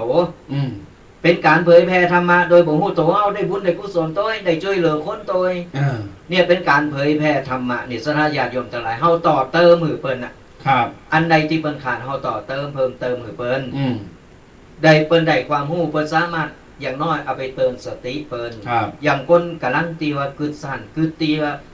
หาทางออกบ่ได้เฮาไปหือกำลังใจไปหือกำลังใจเปิ้นแล้วก็หือโอกาสเปิ้นแล้วเอาธรรมะที่เฮาได้ฟังเนี่ยบ่ว่าจุเจ้าพระเนรรูปใดตนใดก็ตามเฮาเอาธรรมะที่เฮาจำไว้เนี่ยเอาไปอู่เพิ่นฟังว่าเนี่ยตุเจ้าเนี่ยเพิ่นอู่อย่างอีเนอร์เพิ่นว่าก่อนขาตัวตายแล้วมันอย่าเป็นบาปมหันต์เลยนะอย่างเฮาก็สามารถเอาไปอู่ได้คนที่เพิ่นฟังเนี่ยเพิ่นก็จะได้กำลังใจเพิ่นจะได้นึกขึ้นว่าคือบางครั้งคนตีท่อหรือคนเนี่ยมันขาดสติอยู่มันนึกยังบ่ออกเพราะฉะนั้นเฮาต้องหือกำลังใจหือโอกาสเปิ้นเป็นการหือธรรมะการหือธรรมะนิชนะการหือกูสิ่งกูอย่างศรัทธาญาติโยมครับนั้นญาติโยมศรัทธาต่างหลายนี่คือกล่องของขวัญข้อที่6ครับให้ความรู้แก่ผู้ที่ยังเขาต่อไปกล่องของขวัญข้อที่7ให้ทานแก่คนที่ยังขัดสนปุถุโทอันนี้จะได้กำให้ชีวิตขนาดยิ่งให้ยิ่งมียิ่งให้ยิ่งได้ญาติโยมต่างหลาย ให้ทานแก่คนที่ยังขัดสนยิ่งโดยสถานการณ์บัดเดียวเนาะ ครับ ยุคปัจจุบันยุคโควิดชิปเก่าเฮาวาจะเอี้ยบางคนเป็นตกงานบางคนเป็นบะหมี่หรือว่าเป็นอยู่บ้านคนเดียวอย่างเช่นคุณเฒ่าคุณแก่หรือผู้ที่ติดโควิด หรือคนที่เป็นกักโตวกลุ่มเสี่ยงเปิ้นบ่สามารถจะออกไปสัญจรไปทำงานใดจะต้องหยุดงาน5 วัน 7 วันบัดเดียว10 วันเป็นอย่างต่ำ ค่ะ 10 วัน 14 วันเปิดรักษาโตรักษาสภาพร่างกายในเมื่อเปิ้นบัดใดไปไหนเนี่ยก็หมายความว่าเปิ้นบ่สามารถจะไปทำงานทำการทำงานไปหาเงินหาปัจจัยมาได้ ค่ะ มันก็จะขาดไปส่วนนี้ละทั้งนี้เฮาเป็นผู้อิสระบ่มีการกักโตวบ่ได้ติดเจอเฮาก็พอมีทรัพย์มีของก็ดี มีพักมีไม้มีกำลังก็ไปแบ่งปันไปช่วยเหลือเพิ่มเผยแผ่เปิ้นนี่คือการหือตาน่ะ ค่ะ ถ้าสว่าคนบ่มีอ่ะแล้วเฮาไปว่าโอ้มึงตุกแล้วมึงไปซ้ำเติมอ่ะดีเหรอดีนี่ดูแดง คือตกตาเปิลเป็นที่ไข่โหตกตาโตเป็นที่ไข่หาย มันแบบนี้สถานญาติโยมทั้งหลาย ครับ เฮาแบ่งปันไปพักไม่ใส่คือก็ได้ประจำเป็นต้องเป็นเงินทอง แม่นหรอก เปิ้นกักตัวเปิ้นอยู่บ้านเปิ้นออกไปได้ใดใดบ่ได้ ครับ เฮามีพักไม่ใส่คืออะไรอย่างที่พอจะแบ่งปันได้แบ่งปันไป อ่า คือช่วยเหลือกันไป ครับ สักวันหนึ่งอาจจะเป็นเฮาก็ได้ ที่จะเจอสภาพอย่างนั้นคือมันบันแน่นอนสถานญาติโยมทั้งหลายว่ามีอะไรอย่างเต็งแต่แน่นอน เพราะฉะนั้นแล้วเนี่ยเฮาจะไปประมาท ครั อย่า บ ไปประมาทโดยการที่ว่าไปดูไปประมาทว่าโอ้ยตัวเก่าตึงปลอดภัยแล้วตึงเป็นเนี่ยฉีดมาหาเคมเข็มเองก็ถามเลยคืออย่างได้คนมันจะติดนะมันไม่ได้มาบอกเขาลงหน้า บ่ได้มาติดกันหมดหรอก มันติดกันหมด อืม เพราะว่าไผ่สักวันใดคนใดคนหนึ่งเนี่ย ครับ ขนาดนางอู่กัน2ตอนนี้ก็บอกว่าไผ่จะไปก่อน เพราะฉะนั้นแล้วเนี่ยบัดนี้ประมาทในการใช้ชีวิตถึงได้บอกเสมอว่าจะไปประมาทในการใช้ชีวิต ในมือหันเปิ้นตกตุกได้ยากเขาช่วยเหลือเปิ้นแบ่งปันกันไป อาจจะเป็นวันใดวันหนึ่งเป็นเฮาคนอื่นเปิ้นก็จะได้นึกได้ว่าอ๋อเปิ้นเคยนี่มันจะได้แลเป็นการเนี่ยคือน้ำใจซึ่งกันและกันคือกำลังใจกันไปในโต นี่ดีที่สุดญาติโยมการหือตาลเป็นการหือทั้งกำลังใจ เป็นการทั้งหือยาชูกำลัง เป็นการบำรุงร่างกายกำลังของเปิ้นตัวแล้วก็จะเกิดความหักความสมัครสมานสามัคคี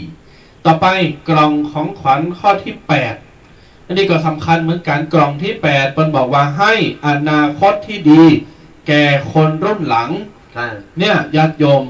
ให้อนาคตที่ดีแก่คนรุ่นหลังหมายความว่าเฮาจะมีความรู้มีประสบการณ์ขอแนะนำอย่างต่างๆเนี่ยเฮาก็สามารถจะไปเตือนเอาไปบอกลุงหลานเฮาโอ้ยาเนี่ยมันบ่ดีจะอ้ำจะอี้แต่ญาติโยมทั้งหลายโดยปัจจุบันเนาะสื่อเทคโนโลยีเพิ่นก็ต้องบอกอยู่แล้วไม่ต้องไปบอกเขาก็เตือนหูว่ามันขึ้นจิวายาเสพติดมันบดีแต่อันนี้ทั้งนั้นเขาไปติดหรือว่าเขาไปยุ่งเกี่ยวกับเพราะสังคมเพราะเพื่อนฝูงหรือแม้กระทั่งหวังใจยาเสพติดขาฮือส่งเสริมการเฮนส่งเสริมอนาคตการทำงานผลักดันคือเขาได้เป็นใหญ่เป็นโตได้ดิบได้ดีเขาโอในมุมมองของจังหวัดดูแดงมุมมองของทางวัดพระพุทธศาสนา ใช้คำว่าให้อนาคตที่ดีแก่คนรุ่นหลังเฮาอยากจะหือคนเฒ่าคนแก่หรือว่าโยมปอโยมเมสัทธาเฮาต่างหลายเนี่ยคืออนาคตของละเอกละอ่อนได้เข้ามาบวชในพระพุทธศาสนาให้พอถ้าบาบอดเฮนก็อย่างน้อยก็สักเดินหนึ่งเป็นอย่างต่ำก็ยังแควนคือเขาได้ผ่านเหลืองและผ่านการคัดเกลาจิตใจผ่านกระบวนการในการปรับบุคลิกภาพปรับความคิด mindset เนี่ยจากคนที่แข็งกระด้างเป็นคนแบบมีความสามารถอ่านบ่ได้เขียนบ่ออกบ่ฮู้มีมารยาทแต่ก็กลายมาโบสถ์แล้วเปลี่ยนคนละคนเลยอ่ะขอนี้ตัวแดงฮันว่าใดว่าอยากจะคือญาติโยมให้อนาคตแก่เยาวชนอ่ะได้เป็นกำลังในการมาโบสถ์เฮนหรือว่าโบสถ์ตุโบสถ์พังให้พอคือคนเฒ่าเฮาเนี่ยรุ่นคนเฒ่าตีรุ่นตัวแดงกิจนารุ่นก่อนคือรุ่นคนเฒ่านี่สลายญาติโยมทั้งหลายอย่างรุ่นเฮาหมู่เนี่ยคือสามารถที่จะฮือ หือขอคิดหือบอกสอนเราอ่อนหลังใดเพราะว่าเฮาได้ผ่านน้ำห้อนผ่านหนาวมาก่อนเขาเอาประสบการณ์ที่พิพาทของเฮาเอาประสบการณ์อะไรอย่างต่างๆนานามาเล่าสู่สระไอเราอ่อนแล้วลูกหลานเนี่ยได้ฟังได้หู้ว่าโอ้เป็นอย่างอี้เราอ่อนมันก็เพราะประเดี๋ยวนี้สื่อต่างๆมันมาสื่อต่างๆเนี่ยมันจะจักจูงเราอ่อนเนี่ยไปในสื่อใหม่ๆสิ่งใหม่ๆแต่ไอสิ่งเก่าๆเนี่ยเราอ่อนบ่เคยหู้ละจะลืมไปละมันก่อนเฮาบาดตักเตือนก่อนเฮาบาดปลูกฝังก่อนเฮาบาดบอกเราอ่อนตอนเนี่ย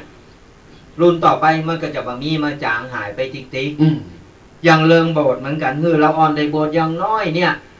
คือยังอนุรักษ์รักษา วัฒนธรรม หรือว่าพระดำรงพระพุทธศาสนาของเฮาคือตลอดรอดฟังคือยาวนานไปแหมมันจะเป็นรุ่นต่อรุ่นไปก่อนเฮาจะมาปล่อยปะละเลยในช่วงนี้ตอนนี้ปุ๊บไปอย่างทรงเห็นก่อนแล้วก็โบสถ์ที่หลังโบสถ์เท่ามาก็โบสถ์แล้วเท่ามาแล้วมาโบสถ์เพออะไรอย่างนะโบสถ์จุ้งนะกันเนี่ยสนาญาติโยมทั้งหลายเอาเป็นละอ่อนเนี่ยเพราะอย่างน้อยเนี่ยละอ่อนมาโบสถ์จะบำเมินบะนานบะโบสถ์เฮนก็ตามโบสถ์ตามโครงการต่างๆก็ตามอย่างน้อยเนี่ยการเข้ามาโบสถ์ปุ๊บเราอ่อนได้เห็นหู้วัฒนธรรมการอยู่ในวัดการเนี่ยคือมันอย่างน้อยคัดเกลาจิตใจเขาแล้วในมือเขาลาสิขาออกไปเรียบร้อยปุ๊บอย่างน้อยมันจะต้องมีสิ่งหนึ่งติโตเข้าไปเขาจะสามารถนำไปใจได้เขาจะนึกถึงว่าตอนโบสถ์เป็นเน้นเนี่ยครูบาอาจารย์เคยสอนอย่างอี้เคยทำอย่างอี้เราอ่อนมันจะได้นึกได้ว่าอันนี้ผิดอันนี้ถูกเพราะว่าตอนมาโบสถ์จะมีพระปีเร่งมีครูบาอาจารย์เพื่อจะสอนจะบอกจะกล่าวจะแนะนำในสิ่งดีๆเนี่ยเป็นการที่ว่าเฮาเนี่ยคือสิ่งดีๆกับเราอ่อนคืออนาคตปลูกฝังอนาคตดีๆคือเราอ่อนมีนายกหลายๆท่านสนาญาติโยมทั้งหลายว่าได้เอ่ยชื่อหลายๆท่านเนี่ยเฮาไปพอประวัติพอเถอะบ่ว่าแต่นายกดาราเหมือนกัน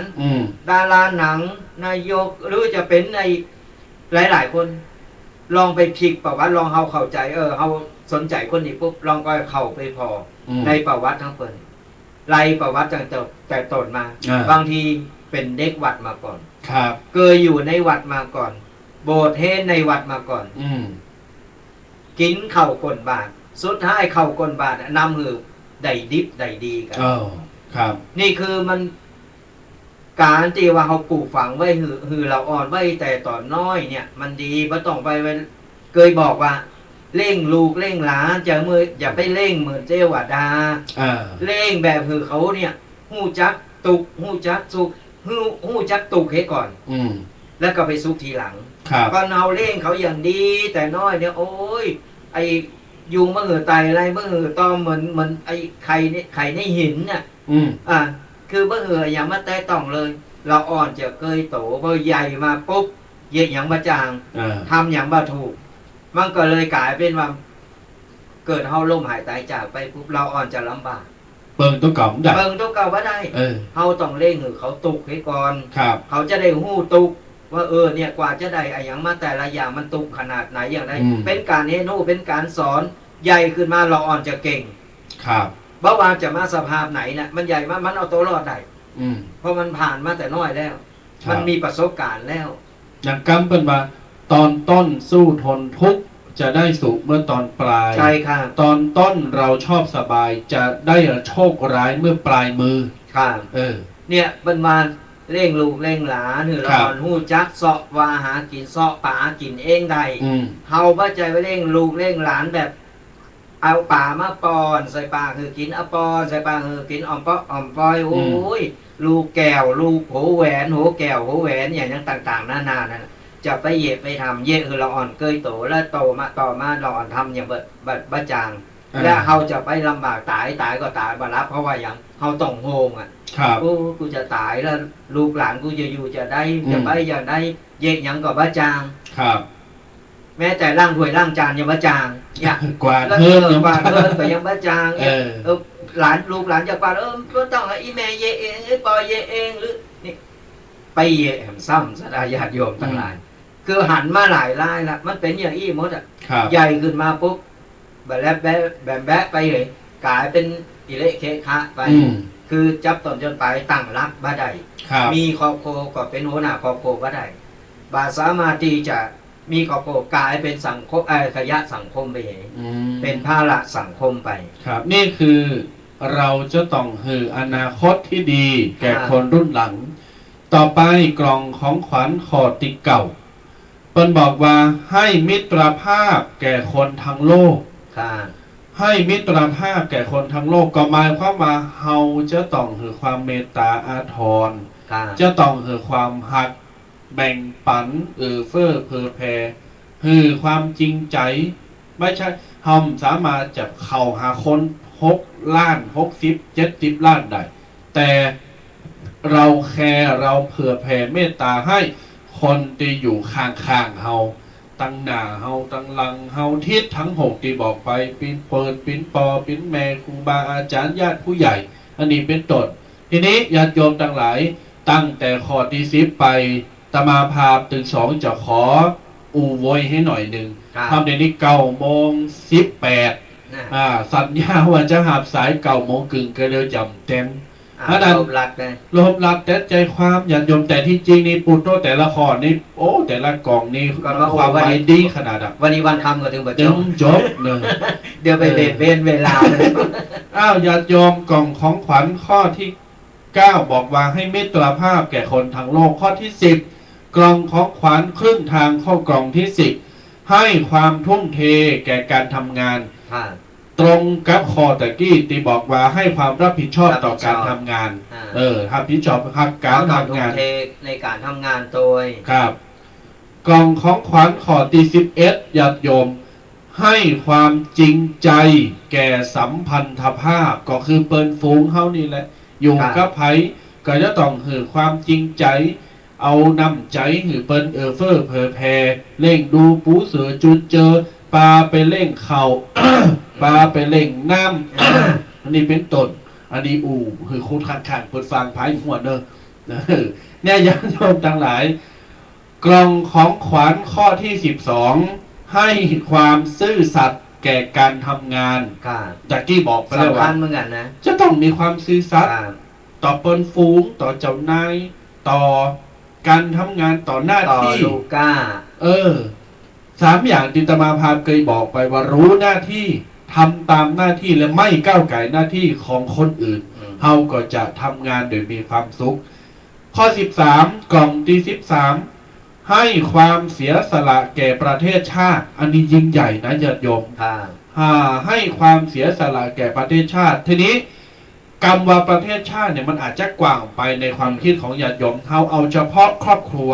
และชุมชนสังคม หมู่บ้านที่เฮาอยู่ก่อน ว่าเฮาเสียสละยังถือเปิ้นพองแล้วเฮามาจอยเหลือเปิ้นก่อเปิ้นติดโควิดเปิ้นกักโตเนี่ยหรือว่าคนตกคนยานเนี่ยเฮาเสียสละยังถือเปิ้นพองเฮามีเงินกะเอาไปซื้อมาม่าซื้อไข่กะโอ้ซื้อปลากระป๋องซื้อพักซื้อไม้ไปจุนเจอไปเผอแผ่เปิ้นกักโตอันนี้เฮาถามต้องเก่าว่า เราให้ความเสียสละแก่สังคมชุมชนและประเทศชาติหรืออย่างกล่องของขวัญข้อที่14ให้ความยินดีแก่ผู้ที่ประสบความสำเร็จ ค่ะ ตัวแดงให้ความยินดีแก่ผู้ที่ประสบความสำเร็จ สมมติว่าคนหนึ่งเนี่ยประสบผลสำเร็จในการทำงาน แต่กลับกลายเป็นว่าโดนคนนั้นคนนี้บอกว่าโอ้มันได้เพราะเจ้านายเลยแข่งเลยเลยแข่งเลยค้าเจ้านายนะกะประจบประแจงนะกะมันเลยได้ดูแดงหันว่าได้คนว่าอย่าบดีกะฮะมันได้กำลังใจกะ คือประเภทนี้มันมีอยู่แล้ว คือประเภทเนี่ยมันหนีถึงบ่ปล้นห เฮา นีบ่ปล้นแต่ว่าคือคนเฮาจะไปหือความสำคัญกับเขากับคนคนนั้นในเมินเปิ้นใดบ่ว่าอย่างก็ตาม เป็นใดดีหรือว่าเป็นประสบความสำเร็จอย่างมากก็ตามเนี่ยหนึ่งละที่จะมาคือคนอิจฉา ครับ และคนที่จะยินดีนะให้กับเฮาหรือว่ามุทิตากับเฮา เออ ในการโลมุทิตาแล้วก็คือความแสดงความยินดี ครับ เป็นประสบความสำเร็จนั่นๆและอีกประเภทหนึ่งประเภทอิจฉา ขอย ขอยมันก็จะใส่ได้ปลายสี นี่แหละถึงบอกว่ามันหนีแบบป้นมันมากูกันอยู่แล้ว เพราะฉะนั้นเฮาจะไปให้ความสำคัญกับเขาในเมื่อเฮามาตีว่าจะมุทิตาเปิ้นเฮาจะนี่เฮาว่าต่างหน้าต่างตาทำของเฮาดีที่สุดของเปิ้นก็เรื่องเปิ้นใครบ้านยังเรื่องของเปิ้นเป็นกรรมเป็นเวรของเปิ้นไปเนี่ยการที่แสดงความมุทิตาแสดงความยินดีก็เปิ้นถือว่าดีเพราะอย่างน้อยเนี่ยเฮาก็ได้ฮู้แล้วว่าเฮาเป็นคนจิตใจที่ว่าเมตตาเป็นคนที่ว่าฮู้จักคุณฮู้จักบาปบุญคุณโทษฮู้จักการดีถอยทีถอยอาศัยซึ่งกันและกันเพราะว่าเปิ้นได้ดีเฮาก็ยินดีก็เปิ้นครับเปิ้นบอกว่าจะหยังก็ตามอ่ะคือได้ดีเปิ้นได้ดีมาปุ๊บเฮามุทิตาเปิ้นอย่างตุเจ้าพระเนรเนี่ยเปิ้นถึงครบรอบใดตาอันได้ปุ๊บเฮาแสดงความมุทิตาเปิ้นเป็นความแสดงความกตัญญูไปในโตคือฮู้ว่าเฮามีความกตัญญูมีความเลื่อมใสในโตเปิ้นบ่ต้องไปแจงไปด่าไปว่าเปิ้นว่าเปิ้นจะได้อย่างใดก็เรื่องของเปิ้นคืออันเนี้ยคือมีคนมุทิตาก็ดีแล้วแต่เฮามันต้องไปว่าก่อนว่าเนี่ยคือกรรมกูสิ่งกูอย่างมันเข้าโตเฮาเองมันต้องไปอิจฉาเปิ้นก่อนเฮาวันนี้เฮาก็เฉยไว้เฮาก็ยินดียินให้ก็เปิ้นก็เฉยไว้ครับก่อนเฮาเกิดว่าเฮาในโลกนี้เฮาอยู่โตคนเดียวอีกก็อยู่ไปเถอะเพราะคนเฮามันต้องช่วยเหลือซึ่งกันและกันต้องมีความหันดีว่ายินดียินให้ซึ่งกันและกันมันถึงอยู่รวมกันได้ว่าต้องไปเป็นในขวัญภาษาว่าต้องไปเป็นเลอขวางลำเลอขวางน้ำค่ะนี่อยู่นะฮันคือมันแบบไปตั้งนามือไม่พายเอาเท้าแรงคือไปยุไปแยงบนแหนมต่างหากไปโจรบนแหนมต่างหากหาสมาพักโพกแหมเพราะฉะนั้นบัดนี้ทำมันจะเป็นกรรมเป็นเวรกับเฮาและต่อไปเนี่ยเกิดของวันใดวันหนึ่งเฮาได้ดีมาปุ๊บละทีนี้เฮาเกิดไปว่าเขาไว้แล้วเกิดมันจะย้อนกลับมาเหมือนเด็กเล่งแกะเนี่ยเด็กเล่งแกะเนี่ยเกิดไปหลอกไปว่าไปนี่เขาว่าสุดท้ายเราเจอของจริงเข้ามาปุ๊บตัวเก่าเอาตัวก็หลอกนี่คือยกตัวอย่างฟังเพราะฉะนั้นแล้วบัดนี้ทำสดาญาติโยมทั้งหลายเฮาจงยินดีก็เปิ้นเปิ้นได้ก็หลงใหม่ยินดีแสดงความยินดีก็พอหลงใหม่เนอะนี่แถมหน่อยเฮาได้พึ่งพาอาศัยเพิ่นด้วยเขาต้องพึ่งพาอาศัยเพราะเขาอยู่ในอำนาจของเปิ้นบ่จะกดเนี่ยกะพอหลงอย่าอันพอหลงยี่บัดนี้ไปว่าแถมหน่อยเฮาต้องเพิ่งเพิ่นเพราะฉะนั้นเราต้องย้อนมาพอโตเฮาตัวครับกล่องของขวัญข้อที่15เปิ้นบอกว่าให้ปล่อยวางต่อสิ่งที่สุดวิสัยคือมันแก่ย้ำใดแล้วมันปิ้นมาแล้วมันประสบแล้วห้ามสามารถจะย้อนเวลาพุกวันนี้พุกแต่ว่ามันผ่านมาแล้วนะกูจะปิกไปย้อนถึงมันดีมันบัดได้ห้ามสามารถจะไปแก้ไขนะแต่เขาจะต้องทำวันนี้ถึงมันดีที่สุดมันผ่านไปแล้วมันเป็นเรื่องให้เรื่องฮ้อนนะเขามาตั้งสติหมายว่าประเดี๋ยวนี้มันเกิดขึ้นแล้วเขาจะต้องปรึกษาไผอันดับแรกจะต้องมาทำใจตั้งสติก่อนไปปรึกษาไผทำใจร่มๆแล้วกลับไปหาปอหาแม่หาครูบาอาจารย์พระเนรหรือญาติผู้ใหญ่หรือไผก็ตามจีหือกันปรึกษาหรือคำแนะนำใดท่านี้ท่านั้นไม่ต้องไปภาวะพะวงละอย่าฮือนะมันจะอันมันจะอีมันพอมันเกิดมาแล้วปล่อยวางกับสิ่งที่เกิดขึ้นเป็นผลสุดวิสัยนะครับคือมันเกิดขึ้นมาแล้วมันแก้ไม่ได้เฮาก็ต้องไปหาคนที่มันที่เฮาไว้ใจได้จอยเหลือเพราะอย่างน้อยเนี่ยหลายๆความคิดมาลงกันมาประมวลลงกันแล้วมันก็จะได้เป็นตั้งออกตีดีเพราะฉะนั้นเฮาบัดนี้ที่จะไปแก้ปัญหาอย่างเองหรือหนีปัญหากูสิ่งกูอย่างมีไว้หือแก่เฮาค่อยๆแก้ค่อยๆปรึกษากันไปแล้วก็ค่อยๆแก้กันไปบาดีทำบาดีที่จะไปหนีปัญหาหรือว่าคิดชิงเอาโตหลอดและสุดท้ายมาคนอื่นลำบากคนที่อยู่ภายหลังลำบากเพราะฉะนั้นอย่าหาทำสถาญาติโยมต่างหลายขอยืมของทุกพีเคเพื่อมาอย่าหาทำเปิดใจมาบ่อยเลยติดปากเลยยืมเพื่อนมาต่อไปญาติโยมกล่องของขวัญกล่องตี16แฮม4ข้อจะได้หับสายหลังหน้าใหม่กล่องตี16มันบอกว่าให้ความเป็นธรรมแก่ผู้ที่ถูกรังแกนี่ก็คือโอกาสแล้วก็เฮาหือกำลังใจ เฮาหันคนเปิ้นลมอย่างที่ตีบอกไปแต่เจ้าคอมเจ้าเนี่ยเฮาหันคนเปิ้นลมหันคนเปิ้นถูกรังแกหันคนเปิ้นถูกคนนั้นคนนี้ว่าใส่โอ้เฮาจะไปว่าเปิ้นกะหันเหนือมันจะอันมันจะอี้จะไปว่าเฮาจะต้องถือกำลังใจเฮาจะต้องช่วยเหลือเขาไม่ได้ด้วยเงินก็คือกำปากกำอู่กำจ๋าคือกำลังใจคือน้ำใจคนที่เปิ้นเจอเหตุการณ์หรือประสบเหตุจะอันเวลาเปิ้นเจอกำอู่ดีๆได้รับน้ำใจจากเฮาได้รับการช่วยเหลือปึงปังอาศัยติปึงปิงใจเปิ้นก็ฟูขึ้นมาใจเปิ้นก็ดีขึ้นมาเปิ้นก็มีรอยยิ้มขึ้นมาเปิ้นก็จะทำให้สุขภาพจิตสุขภาพใจและก็เปิ้นก็จะมีเมตตาต่อเฮาในวันต่อไปครับต่อไปญาติโยมกล่องของขวัญข้อที่17เปิ้นบอกว่าให้มักคาแก่ผู้ที่ยังหลงทางประเด็นเดียวกันกับข้อที่เมื่อกี้ให้ความรู้แก่ผู้ที่ยังเขลาอันนี้เฮาขอไปสรุปตะกี้ละก็คือประสบการณ์กำแนะนำต่อผู้ที่เปิ้นยังฮู้หรือก็อาจจะยังบ่ฮู้แต่ต่อไปกล่องของขวัญข้อที่19ข้อที่18กล่องของขวัญข้อที่18ให้ที่พึ่งทางใจแก่ผู้ที่ยังสับสนตะกี้บอกไปแล้วว่าเราจะต้องเป็นตีปรึกษาเป็นโค้ดคือเปิ้น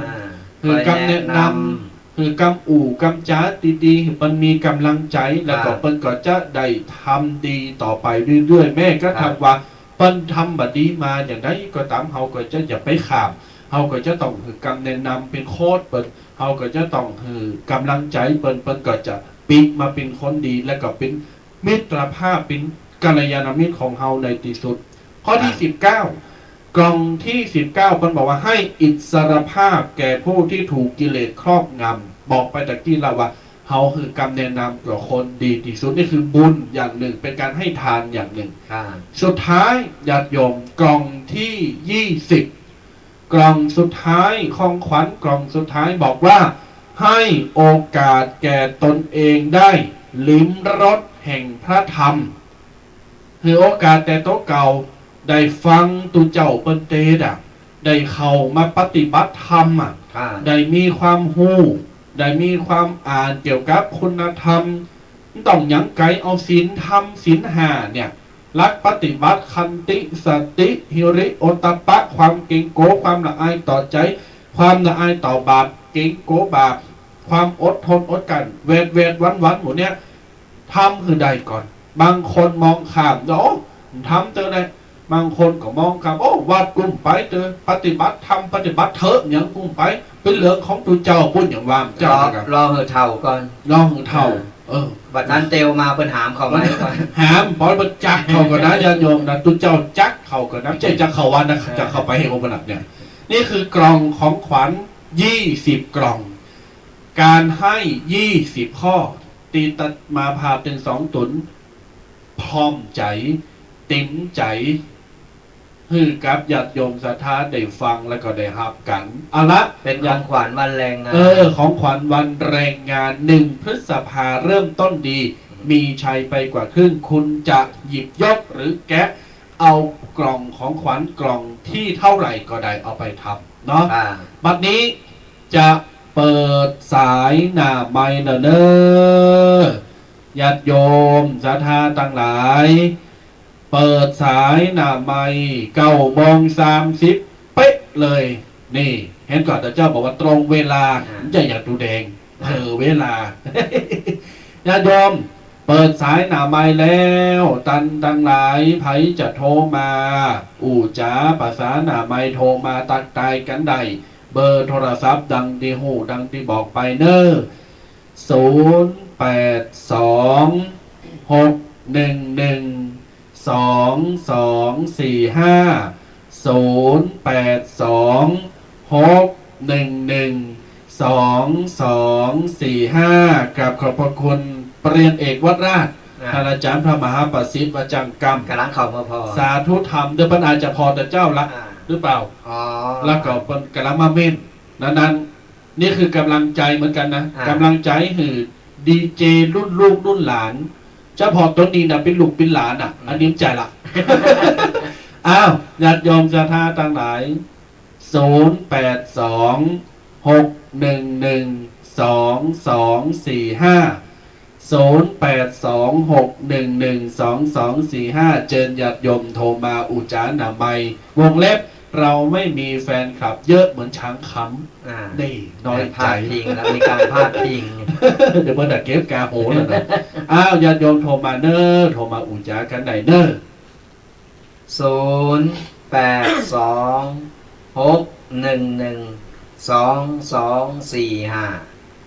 โทรกันเข้ามาได้เนอะแต่ว่าเป็นอย่างใดพองแต่ว่าอีเมลรอฟังอยู่ เป็นอย่างใดดักเซฟมีกระเพลง พอดีมันติดขัดกันนิดหน่อยทางเทคนิคก็บ่เป็นอย่างได้เฮาก็ต้องมาพบปะมาเจอมามาสนาญาติโยมกัน เป็นอย่างใดก็โทรมารายงานมาบอกมากล่าวกัน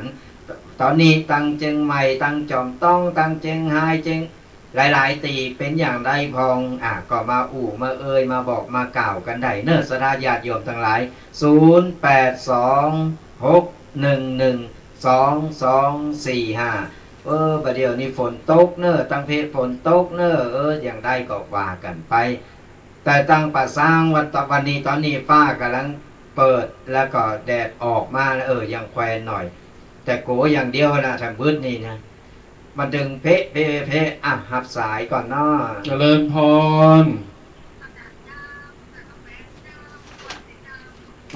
มอนดีเนาะเพลงมาเดี๋ยวกันเนอะฮัลโหลถวายกำลังใจเนอะอนุโมทนาขอบคุณเนอะโยมแม่วันนี้ฟังแล้วเป็นจะได้พ่อม่วนก็ฟังแล้วเข้าใจดีเนาะเข้าใจดีเนาะฝนตกก็จะคืนนี่ฝนมาตกเนาะฮ้อนขนาดอันนี้ก็จะมีก็ฝนมีก็ลมประเดี๋ยวนี้ก็แดดแล้วประเดี๋ยวนี้ฮ้อนอยู่มันมามีประเดี๋ยวเนี่ยมีก็แดดมันลมฝนมะเมตะคืนนะกะอันนี้โยมแม่ชื่อเล่นว่าอย่างก็โยมแม่ชื่อเล่นว่าอย่างก็ฮัลโหลแม่ชื่อว่าใดก็แม่แก้วลูนอนุโมทนาแม่แก้วลูนเนอสาธุนี่แม่แก้วลูนโทรมาแล้วญาติโยมศรัทธา0826112245วันนี้วันอาทิตย์แล้วก็วันที่1ญาติโยมหลายท่านหลายคนก็อาจจะไปแอวเนาะลูกเต่าเราหลานเป็นหยุดงานเพราะมันหยุดหลายวัน2-3 วันโหลดดูวันนี้แดงงานแฮมวัน2 วันกับวันพืชมงคลทำแล้วเนี่ยเจริญพรแม่แก้วอีกกับแม่ชื่อว่าอย่างเหรอเอาสาระกลางได้เนาะนามสมมุติวันนี้ฟังแล้วเป็นจะได้ห้องทิ้งมาได้นะทิ้งนี่ปุ๊บตื่นนะ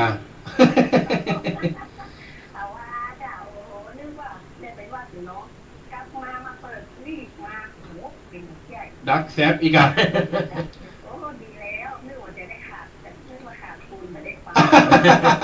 ขอบคุณที่ยังชอบฟังกันอยู่เป็นกู้ไปกินกันเนอะฟังไปเมินแม่เนอะจะดูเจริญปอนอันนี้เขาจะห้องเป็นมาโยมแม่สารากลางเป็นมาบ่เบาเจ้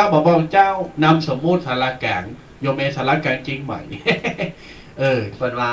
บ่เจ้าแม่แก้วสารกลางบ่เจ้าอ้าวญาติโยมจะท่าโทรมาแฮมเนอร์0826112245เนอะก็โทรกันเข้ามาได้เรื่อยๆสถานญาติโยมยังมีเวลาหลายทำอยู่ประมาณครึ่งชั่วโมงก็สามารถโทรเข้ามามามาตักมาตายกันได้เนอะสถานญาติโยมทั้งหลาย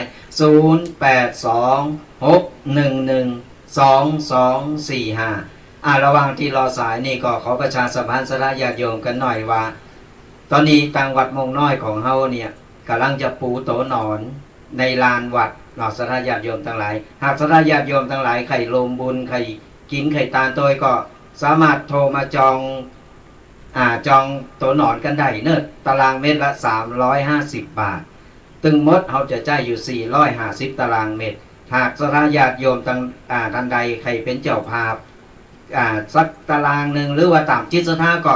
สามารถโทรเข้ามาได้เบอร์นี้เหมือนกันเนอะ0826112245ตารางเมตรละ350 บาทหรือว่าตามจิตศรัทธาก็ได้ก็หากสาธญาติโยมใครโฮมกินโฮมตาลในการปูโตหนอน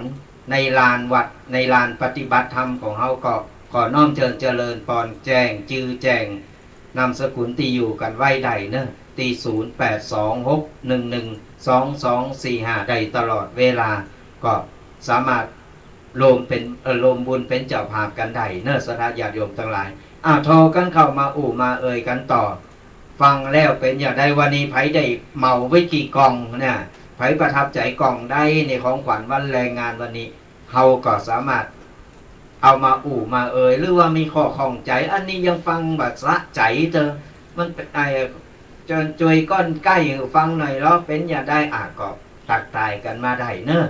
0826112245แล้วขออนุโมทนาบุญกับสาธญาติโยมตีพอตั้ง Facebook หรือว่าช่อง YouTube ก็ตาม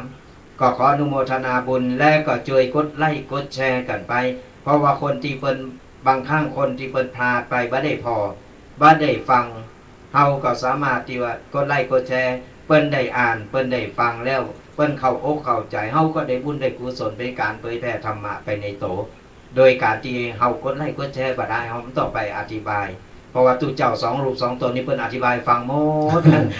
มันอยู่ในนี้หมดนั่นเพิ่นมาฟังกำโลนในการญาติโยมนะบางคนเพิ่นไปการไปงานด้วยว่ามาย้อนหลังได้อย่างวันนี้วันแรงงานน่ะวันพูกับวันชดเชยก็เข้าใจอยู่ว่าไหนมึนไหนเนี่ยญาติโยม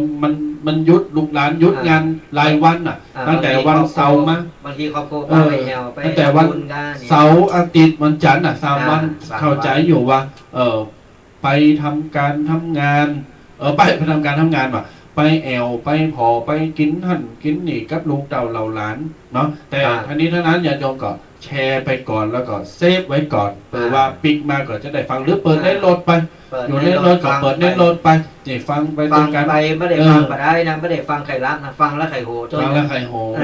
มีความสุขเป็นยาใจ0826112245ตัวเคกับตัวแดงฮับสายหนาไมเนอร์รอสายหนาไมจากญาติโยมศรัทธาสาธุชนแฮมกึ่งชั่วโมงตอนนี้9:40ละญาติโยมเนอร์วันเวลาก็วยไ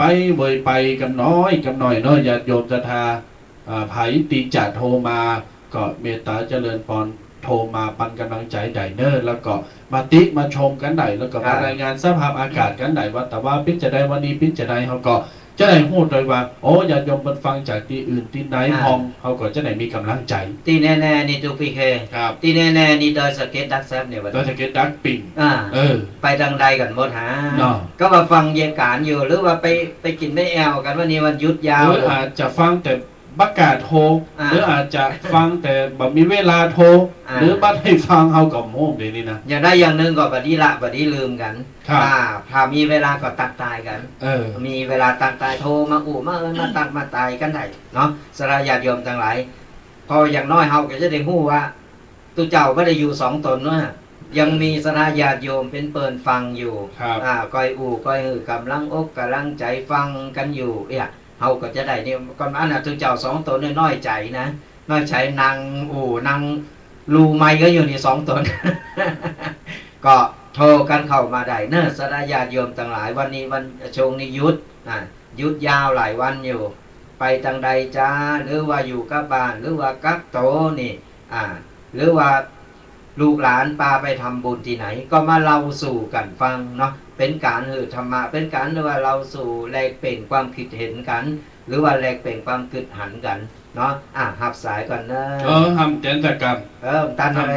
โทรมาใหม่เนอะใต้45นี่นะว่าได้ใบหวยเนอะใต้45ก็โทรกันเข้ามาใหม่เนอะสายรุดไป08261122450826112245ก็โทรมาอู่จากันได้เนอะญาติโยมเนอะทีนี้ก่อนรอสายหนาไม้ตัวแดงเขาจะมาทำความเข้าใจแล้วกับมาอู่กับญาติโยมมันมีกระแสในโซเชียลหรือว่าในเฟซก็คนที่คุณก็รู้ว่าใครว่าในยุคในปัจจุบันเนี้ยเป็นกระแสของการบูชาท้าวเวสสุวรรณยักษ์2 ตุนตียืนตั้งอยู่ในวัดพองอยู่ในวัดพองเนี่ยมีกระแสบอกว่างมงายหรือเปล่าทำไมบ้างเป็นบูชาพระพุทธเจ้าทำไมจักจูงญาติโยมศรัทธาไปกราบยักษ์เป็นใจกับมากราบผีงมงายกันหรือเปล่าอันนี้ญาติโยมศรัทธาตมาภาพก็มาอ่านแล้วก็มาผอมาหันว่าในเมื่อเปิ้นมีความเคารพเปิ้นมีความนับถือท้าวเวสสุวรรณเนี่ยก็เป็นยักษ์ตนหนึ่งที่มีบทบาทหรือว่ามีความสำคัญสัมพันธ์ในพระพุทธศาสนาใช่กันญาติโยมศรัทธาต่างหลายอันนี้มันมีท่าความคือมันมีประวัติมันมาตั้งแต่เดิมแล้วตั้งแต่สมัยพุทธกาลแล้วเนาะก็ศรัทธาญาติโยมตีเปิ้นว่าเปิ้นติงมาเนี่ยก็ไปทำความเข้าใจกันให้ใหม่เนาะเฮาบ่ได้มาบอกมากล่าวศรัทธาญาติโยมว่ามันงมงายคือจริงๆลักๆแล้วพุทธศาสนาคือมีองค์พระสัมมาสัมพุทธเจ้า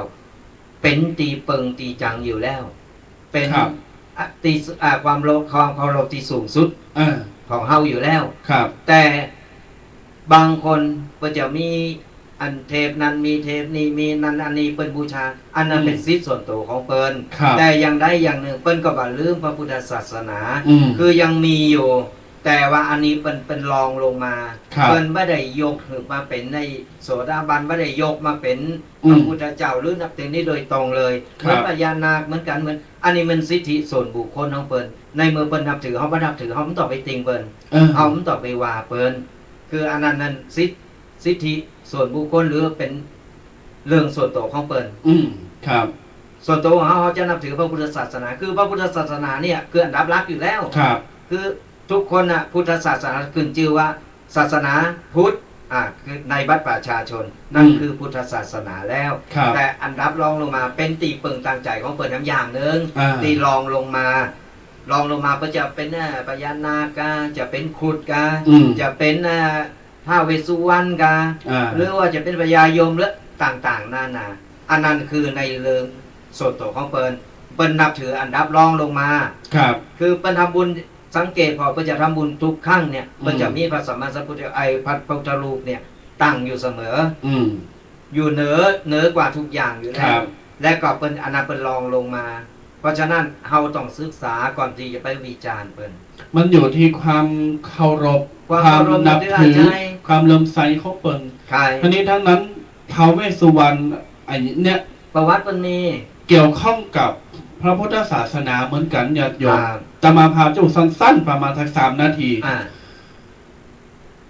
หรืออาจจะมาถึงอาจจะ1 นาทีเพราะว่าเดี๋ยวจะได้หับสายหนาไม้แล้วก็9 โมงจะ50ละญาติโยม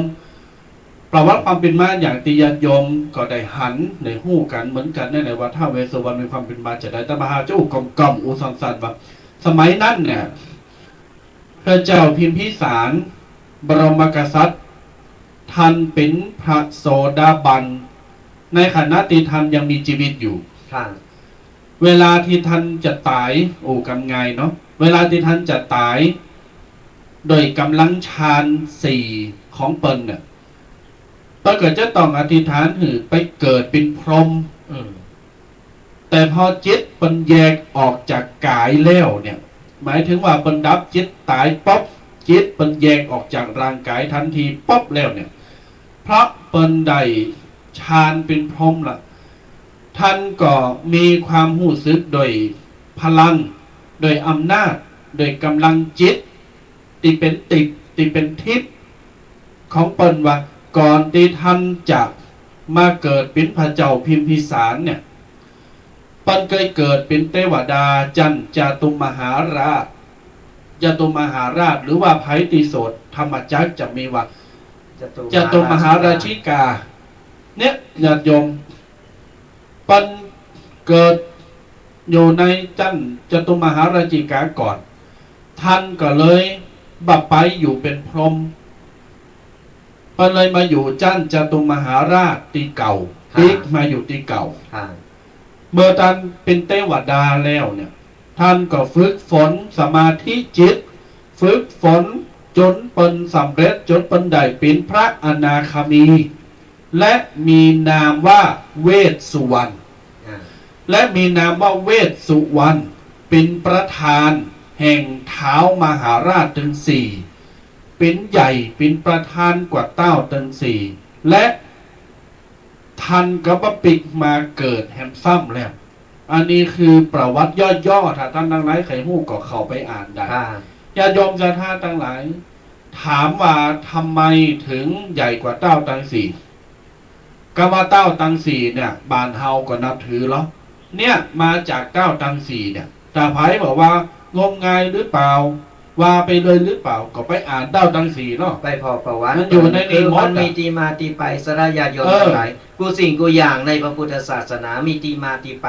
ก่อนเฮาจะวิจารณ์จะติจะติ้งไผเนี่ยเฮาไปค้นประวัติมาก่อนมาอ่านก่อนว่าอ๋อเฮาอิงประวัติว่าประวัตินี่มันมีแต่สังเกตพอสระญาติโยมทั้งหลายกูวัดกูวาเนี่ย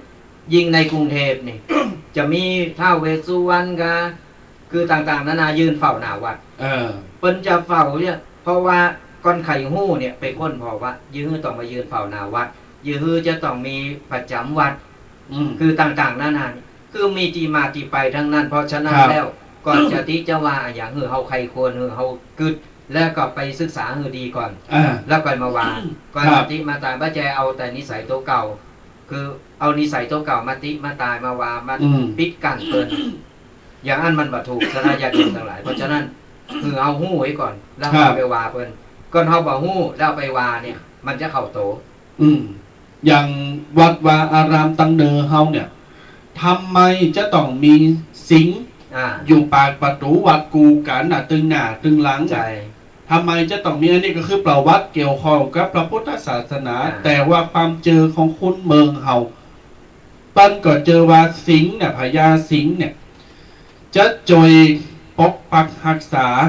วัดวาอารามไล่เสนียดจันไรไล่ศัตรูหมู่มันไล่สิ่งบดีห้ามปรามหือมันออกไปบ่หือเข้ามาในวัดอันนี้เป็นวัดเป็นตีประทับของพระพุทธองค์เป็นตีแสดงธรรมเป็นตีเตศน้ำเตศธรรมของตุเจ้าเป็นตีปฏิบัติธรรมเป็นตีร่มรื่นมารตั้งหลายอัปมงคลตั้งหลายเนี่ยออกไปอย่างต่อมาทำไมจะต้องมีพญานาคหรือว่าโตมอมกินกันอยู่หน้าวิหารหน้าโบสถตึงมดตึงมวลมันอยู่ในประวัติของพระพุทธศาสนามดคือโดยรวมแล้วคือตึงมดตึงมวลเกี่ยวข้องกับพระพุทธศาสนาแต่ที่ต่างตีนิเจตแต่ก็คือองค์พระสัมมาสัมพุทธเจ้าพระพุทธรูปของเฮานั่นเองที่เป็นหนึ่งเป็นประธานอยู่แล้วตีรองลงมาคือบริวารที่เกี่ยวข้องกับพุทธประวัติมาแล้วเปิ้นถึงได้เอามาประมวลรวมกันคือเป็นอย่างไปครับแล้วเยฮือได้เวลาตุเจ้าวันนี้เปิ้นมรณภาพเปิ้นนี่ปุ๊บต้องมีนอกพัสรัตสรีลิงต้องมีคือมันมีประวัติมาหมดสระญาติโยมทั้งหลายเอาปัจจัยว่าใครติกับติใครว่าก็ว่าโดยที่ตัวเก่าบ่ฮู้เริงสุดท้ายเข้าโตอ่ะเพราะฉะนั้นแล้วเฮาต้องไปศึกษาใครฮู้หยังเฮาศึกษาไปเห็นหูเอาเพราะประเดี๋ยวมันศึกษากันง่ายกดเข้าไป Google ใครยังก็มีเดียวมีหันหมดบ่ต้องไปเปิดหนังสืออ่านแต่ก่อนนี่โอ้ยต้องไปค้นคว้าไปหาปักกระตือนมาโอ้ยแต่ละอย่างแต่ละประเดี๋ยวกดกับพิมพ์เข้าไปคำเดียวประเดี๋ยวบ่ต้องพิมพ์แล้วครับบ่ต้องพิมพ์อ่ะกดไม่อ่ะเลย อู่คำเดียวมันเด้งมาเลยหน้ามดเลยมามดเราจะเอาอะไรอย่างเหมือนกระเป๋าโดเรมอนกัน นั่นแหละคือเฮาศึกษาให้ก่อนสดาญาติโยมเฮาต้องฮู้ก่อนแล้วไปว่าไปสอนเปิ้นครับก่อนเฮาบ่ฮู้เฮาไปด่าไปว่าไปสอนเปิ้นเนี่ยมันบ่ดีก็ตัวเก่ามันเฮาก็ไปเปิดเผยท่าแท้ของตัวเก่าเพิ่นพอบ่ได้เพราะฉะนั้นเราเฮาต้องฮู้ให้ก่อนต้องเฮ็ดฮู้กูสิ่งกูอย่างเฮาถึงจะบอกกล่าวเพิ่นได้อย่าเอาความคิดความเห็นของตัวเก่าที่มีอยู่ไปตัดสินคนอื่นหรือสิ่งอื่นๆที่เฮายังบอกฮู้ความจริงยังบอกฮู้ความหมายอย่าให้โลกต้องหมุนรอบเราเราจะต้องหมุนรอบโลกญาติโยมศรัทธาตั้งหลายตอนนี้9:50ไปแฮม5 นาทีขอสรุปบทความปกิณกธรรมในญาติโยมศรัทธาสาธุชนที่ได้เข้ามาชมเข้ามาฟังเข้ามาพอกันใต้ที่สุดก็จะได้ปันปอนอนุโมทนาตามลำดับต่อไปแล้วก็ขอขอบคุณขอบใจติดตามรับชมรับฟังกันมาโดยตลอดเป็น FC แฟนครับแฟนรายการทักทายอูจ๋าปาใสทั้งหลังไม่ทั้งหน้าไม่อบอุ่นตลอดกาลเนอต่อไปก็ตั้งใจหับอนุโมทนาปอนเนอโยมเนอก็ขออนุโมทนาบุญกับทุกท่านเนอติดตามหับชมหับฟังและก็ช่วยกันกดไลค์กดแชร์กันไปตัวเนอเป็นการหือธรรมะไปในโต เป็นการหือธรรมะโดยที่เฮาบ่ฮู้โตเพราะฉะนั้นแล้วกดไลค์กดแชร์ไปพอทาง Facebook ทางช่อง YouTube หรือว่าจะพอทางหลายๆช่องทางหรือฟังทางวิทยุหลายๆคลื่นสถานีก็เหมือนกันเนอะบอกกล่าวแล้วก็แนะนำกันไปแล้วก็เป็นการเผยแผ่ไปช่วยเหลือกันนอกสถานญาติโยมทั้งหลายสถานญาติโยมตุเจ้าพระเนนก็อาศัยสถานญาติโยมนี่แหละที่ช่วยกันเผยแผ่ช่วยกันอนุรักษ์เอาไว้กับพระพุทธศาสนาของเฮาเนี่ยมันจะได้สืบทอดกันต่อไปเป็นรุ่นต่อรุ่นต่อรุ่นสุดท้ายนี้ก็ขออำนวยอวยพรให้กับสถานญาติโยมจุคนตีสดับหับฟังทางรายการหรือว่าย้อนหลังก็ตามก็ขอให้จงอยู่เย็นเป็นสุข อายุมั่นขวัญยืนมีโจกมีใจฮือบุญปกปักรักษาคุ้มครองกันผู้คนเนอใจโยใจยะวระดิถีขอปันปอนดีฮือกันโทนาพ่อแม่ปิตาอาวหน้าป่าฝูงหมู่สัทธาญาติมิตรขอหือสุขสันต์เหมือนกันทั่วทิศบ่ว่าเผ่าผู้ยิงใจฟังทำไปกันแล้วสุขใจสุขกายอยู่ดีสบายหายโรคโศกเศร้านำธรรมคำสอนพระพุทธเจ้าจุงยึดถือเอาจะไปละคือมีคนนับถือฤทธิเตจะเจริญก้าวหน้ายาวนานคือท่านพ้นจากทุกข์มีความสุขทุกสถานอายุยืนนาน เหมือนกันทั่วหน้า อายุยืนนานเหมือนกันทั่วหน้าอายุมันคนยืนมีโจมีใจอายุวันโนสุขขังปะลัง